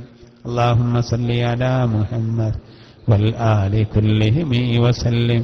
اللهم صل على محمد والآل كلهم وسلم. اللهم صل على محمد والآل كلهم وسلم. اللهم صل على محمد والآل كلهم وسلم. الحمد لله رب العالمين حمدا يوافي نعمه ويكافي مزيدا. اللهم صل على سيدنا محمد وعلى آل سيدنا مولانا محمد. അള്ളാഹുവെ, പരിശുദ്ധമായ റമളാൻ മാസം അനുകൂലമായി സാക്ഷി നിൽക്കുന്നവരിൽ ഞങ്ങളെ നീ ഉൾപ്പെടുത്തണേ റഹ്മാൻ. അള്ളാഹുവെ, പരിശുദ്ധ ഖുർആനും വിശുദ്ധ റമളാനും നാളെ പരലോകത്തൊരു കൂട്ടർക്ക് അനുകൂലമായി സാക്ഷി നിൽക്കുമ്പോൾ ആ കൂട്ടത്തിൽ ഞങ്ങളെ നീ ഉൾപ്പെടുത്തണേ റഹ്മാനെ. പ്രതികൂലമായി സാക്ഷി നിൽക്കുന്നവരിൽ ഞങ്ങളെ നീ ഉൾപ്പെടുത്തല്ല റഹ്മാനെ. അള്ളാഹുവെ, ഞങ്ങളുടെ നിസ്കാരം അതുപോലെ ഞങ്ങളുടെ ഖുർആൻ പാരായണം, തറാവീഹ് നിസ്കാരം, ദാനധർമ്മങ്ങൾ എല്ലാം സ്വീകരിക്കണേ റഹ്മാനെ. അതിന് മതിയായ പ്രതിഫലം നൽകണേ റഹ്മാനെ. അള്ളാഹുവെ, ഞങ്ങളുടെ ഇബാദത്തുകൾ സ്വീകരിക്കണേ റഹ്മാനെ. ഇബാദത്തുകൾ വരുന്ന പോരായ്മകൾ പരിഹരിക്കണേ റഹ്മാനെ. അള്ളാഹുവെ, ഞങ്ങളുടെ ജീവിതത്തിൽ സംഭവിച്ചു പോയ തെറ്റുകളൊക്കെ പൊറുക്കണേ റഹ്മാനെ. ശുദ്ധ റമളാനിലെ ഈ ലാസ്റ്റ് 10 അവസാനത്തെ 10 നരകമോചനവും സ്വർഗപ്രവേശനവും ഉറപ്പാക്കപ്പെടുന്നവരിൽ ഞങ്ങളെ നീ ഉൾപ്പെടുത്തണേ റഹ്മാനെ. അള്ളാഹുവെ, ഞങ്ങളുടെ പാപങ്ങളൊക്കെ പുറത്ത് സ്വർഗപ്രവേശനം നൽകണേ റഹ്മാനെ. അള്ളാഹുവെ, നരകത്തിൽ കടക്കാൻ കാരണമാകുന്ന വല്ല തെറ്റുകളും വന്നിട്ടുണ്ടെങ്കിൽ പൊറുക്കണേ റഹ്മാനെ. അള്ളാഹുവെ, റമളാനിൽ ഞങ്ങൾ ചെയ്യുന്ന നല്ല പ്രവർത്തനങ്ങൾ കാരണം ഞങ്ങളെ വിജയിപ്പിക്കണേ റഹ്മാനെ. അള്ളാഹുവെ, ഞങ്ങളുടെ ഇബാദത്തുകൾക്ക് പരിപൂർണമായ കൂലി നൽകണേ റഹ്മാനെ. അള്ളാഹുവെ, പരിശുദ്ധമായി സാസിൽ ഒരുമിച്ച് കൂടിയവർ ഇബാദത്ത് ചെയ്യാനുള്ള ആഫിയത്ത് പ്രദാനം ചെയ്യണേ റഹ്മാനെ. ഞങ്ങളിലുള്ള എല്ലാ രോഗങ്ങൾക്കും ശമനം നൽകണേ റഹ്മാനെ. അള്ളാഹുവെ, എല്ലാ പ്രയാസങ്ങളും തീർത്തു തരണേ റഹ്മാനെ. ഞങ്ങളുടെ മാതാപിതാക്കൾ, ഭാര്യമാര്, മക്കള്, ജ്യേഷ്ഠാമിതന്മാര്, കുടുംബക്കാര്, അയൽവാസികള്, നാട്ടുകാര്, അള്ളാഹുവെ, എല്ലാവരുടെ രോഗങ്ങൾക്കും ശിഫ നൽകണേ റഹ്മാനെ. മാരകമായ ക്യാൻസർ നൽകല്ല റഹ്മാനെ. ബ്രെയിൻ ട്യൂമർ നൽകല്ല റഹ്മാനെ.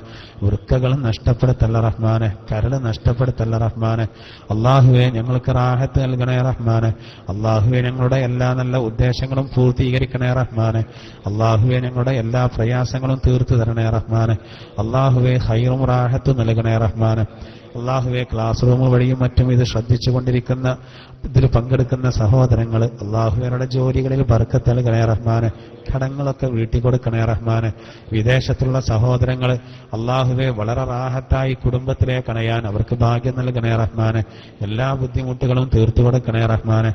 എല്ലാ പ്രയാസങ്ങളും തീർത്തു കൊടുക്കണേ റഹ്മാനെ. അള്ളാഹുവെ, അവർക്ക് ഖൈറും റാഹത്തും നൽകണേ റഹ്മാനെ. അവരുടെ കുടുംബത്തിലുള്ള ഐശ്വര്യം നൽകണേ റഹ്മാനെ. ഒരു വിപത്തിലും അവരെ പെടുത്തല്ല റഹ്മാനെ. റഹ്മാനെ. അള്ളാഹുവെ അന്തസ്സും അഭിമാനവും നൽകണേ റഹ്മാനെ. രോഗങ്ങൾ നൽകി പരീക്ഷിക്കല്ല റഹ്മാനെ. കല്യാണം ഉദ്ദേശിക്കുന്ന ഞങ്ങളുടെ സഹോദരങ്ങൾ അള്ളാഹുവെ അവർക്ക് നല്ല ഭാര്യമാരെ നൽകണേ റഹ്മാനെ. ഞങ്ങളുടെ പെൺകുട്ടികൾക്ക് നല്ല ഭർത്താക്കന്മാരെ നൽകണേ റഹ്മാനെ. ജോലിയില്ലാത്ത സഹോദരങ്ങൾക്ക് പഠിച്ചതിനനുസരിച്ച് സ്റ്റാൻഡേർഡ് അനുസരിച്ചുള്ള ജോലി നൽകണേ റഹ്മാനെ. അള്ളാഹുവെ ഉള്ള ജോലിയിൽ ഖൈറ് നൽകണേ റഹ്മാനെ. എന്നും രോഗങ്ങളും കാര്യങ്ങളുമായി ചികിത്സയ്ക്ക് വേണ്ടി മാത്രം ഒരുപാട് പണം ചെലവഴിക്കുന്നവർ അള്ളാഹുവെ അങ്ങനെ പ്രയാസപ്പെടുന്നവരുടെ പ്രയാസങ്ങൾ തീർത്തു കൊടുക്കണേ റഹ്മാനെ. വീടില്ലാത്തവർക്ക് വീട് നൽകണേ റഹ്മാനെ. കഷ്ടപ്പെട്ടുണ്ടാക്കിയ ഞങ്ങളുടെ വീടുകളിൽ റാഹത്ത് നൽകണേ റഹ്മാനെ. പൈശാചികമായ ശർറുകൾ നൽകല്ല റഹ്മാനെ. അള്ളാഹുവെ പൈശാചികമായ ശല്യങ്ങൾ നൽകല്ല റഹ്മാനെ. അസൂയാലുക്കളുടെ ശർറുകളെ തൊട്ട് കാത്തുരക്ഷിക്കണേ റഹ്മാനെ. അള്ളാഹുവെ പ്രത്യേകം ദുആ കൊണ്ട് വസിയ്യത്ത് ചെയ്ത ധാരാളം ആളുകളുണ്ട്. അള്ളാഹുവെ അവരുടെയൊക്കെ എല്ലാ പ്രയാസങ്ങളും തീർത്തു കൊടുക്കണേ റഹ്മാനെ. പടച്ചവനെ പരിശുദ്ധമായ റമദാനിലെ നല്ല ദിവസങ്ങളിലൂടെ ഞങ്ങൾ കടന്നു പോകുന്നു. ലൈലത്തുൽ ഖദ്റാകുന്ന ദിവസം പടച്ചവനെ ഞങ്ങൾക്കന്ന് ഇബാദത്ത് ചെയ്യാനുള്ള തൗഫീഖ് നൽകണേ റഹ്മാനെ. ലൈലത്തുൽ ഖദ്റിൽ പെടാനുള്ള ഭാഗ്യം നൽകണേ റഹ്മാനെ. 80 കൊല്ലത്തിലധികം ആരാധിച്ച കൂലി ഒറ്റ രാത്രി കൊണ്ട് നേടിയെടുക്കാൻ കഴിയുന്ന ആ പുണ്യം ലഭിക്കുന്നവരിൽ ഞങ്ങളെ നീ ഉൾപ്പെടുത്തണേ റഹ്മാനെ. അള്ളാഹുവെ കൂടുതൽ നല്ല കാര്യങ്ങൾ ചെയ്യാനുള്ള എല്ലാ ആഫിയത്തും പ്രദാനം ചെയ്യണേ റഹ്മാനെ. തൗഫീഖ് നൽകണേ റഹ്മാനെ. അള്ളാഹുവെ ഞങ്ങളുടെ വയസ്സായ മാതാപിതാക്കൾ അവരുടെ എല്ലാ പ്രയാസങ്ങളും തീർത്തു കൊടുക്കണേ റഹ്മാനെ. അള്ളാഹുവെ ഖൈറും റാഹത്തും നൽകണേ റഹ്മാനെ. അള്ളാഹുവെ മരിക്കുമ ലാ ഇലാഹ ഇല്ലല്ലാഹയിൽ മരിപ്പിക്കണേ റഹ്മാനെ. നാളെ പരലോകത്തെ അർശിന്റെ തണലിൽ ഉൾപ്പെടുത്തണേ റഹ്മാനെ. റസൂലുള്ളാഹിന്റെ ശഫാഅത്തിൽ ഉൾപ്പെടുത്തണേ റഹ്മാനെ. അമ്പിയാക്കൾ, സിദ്ദീഖുകൾ, ശുഹദാക്കൾ, സാലിഹീങ്ങൾ എന്നിവരോടൊപ്പം സ്വർഗ്ഗത്തിൽ ഒരുമിച്ച് വിടാൻ ഞങ്ങൾക്ക് എല്ലാവർക്കും ഭാഗ്യം നൽകണേ റഹ്മാനെ.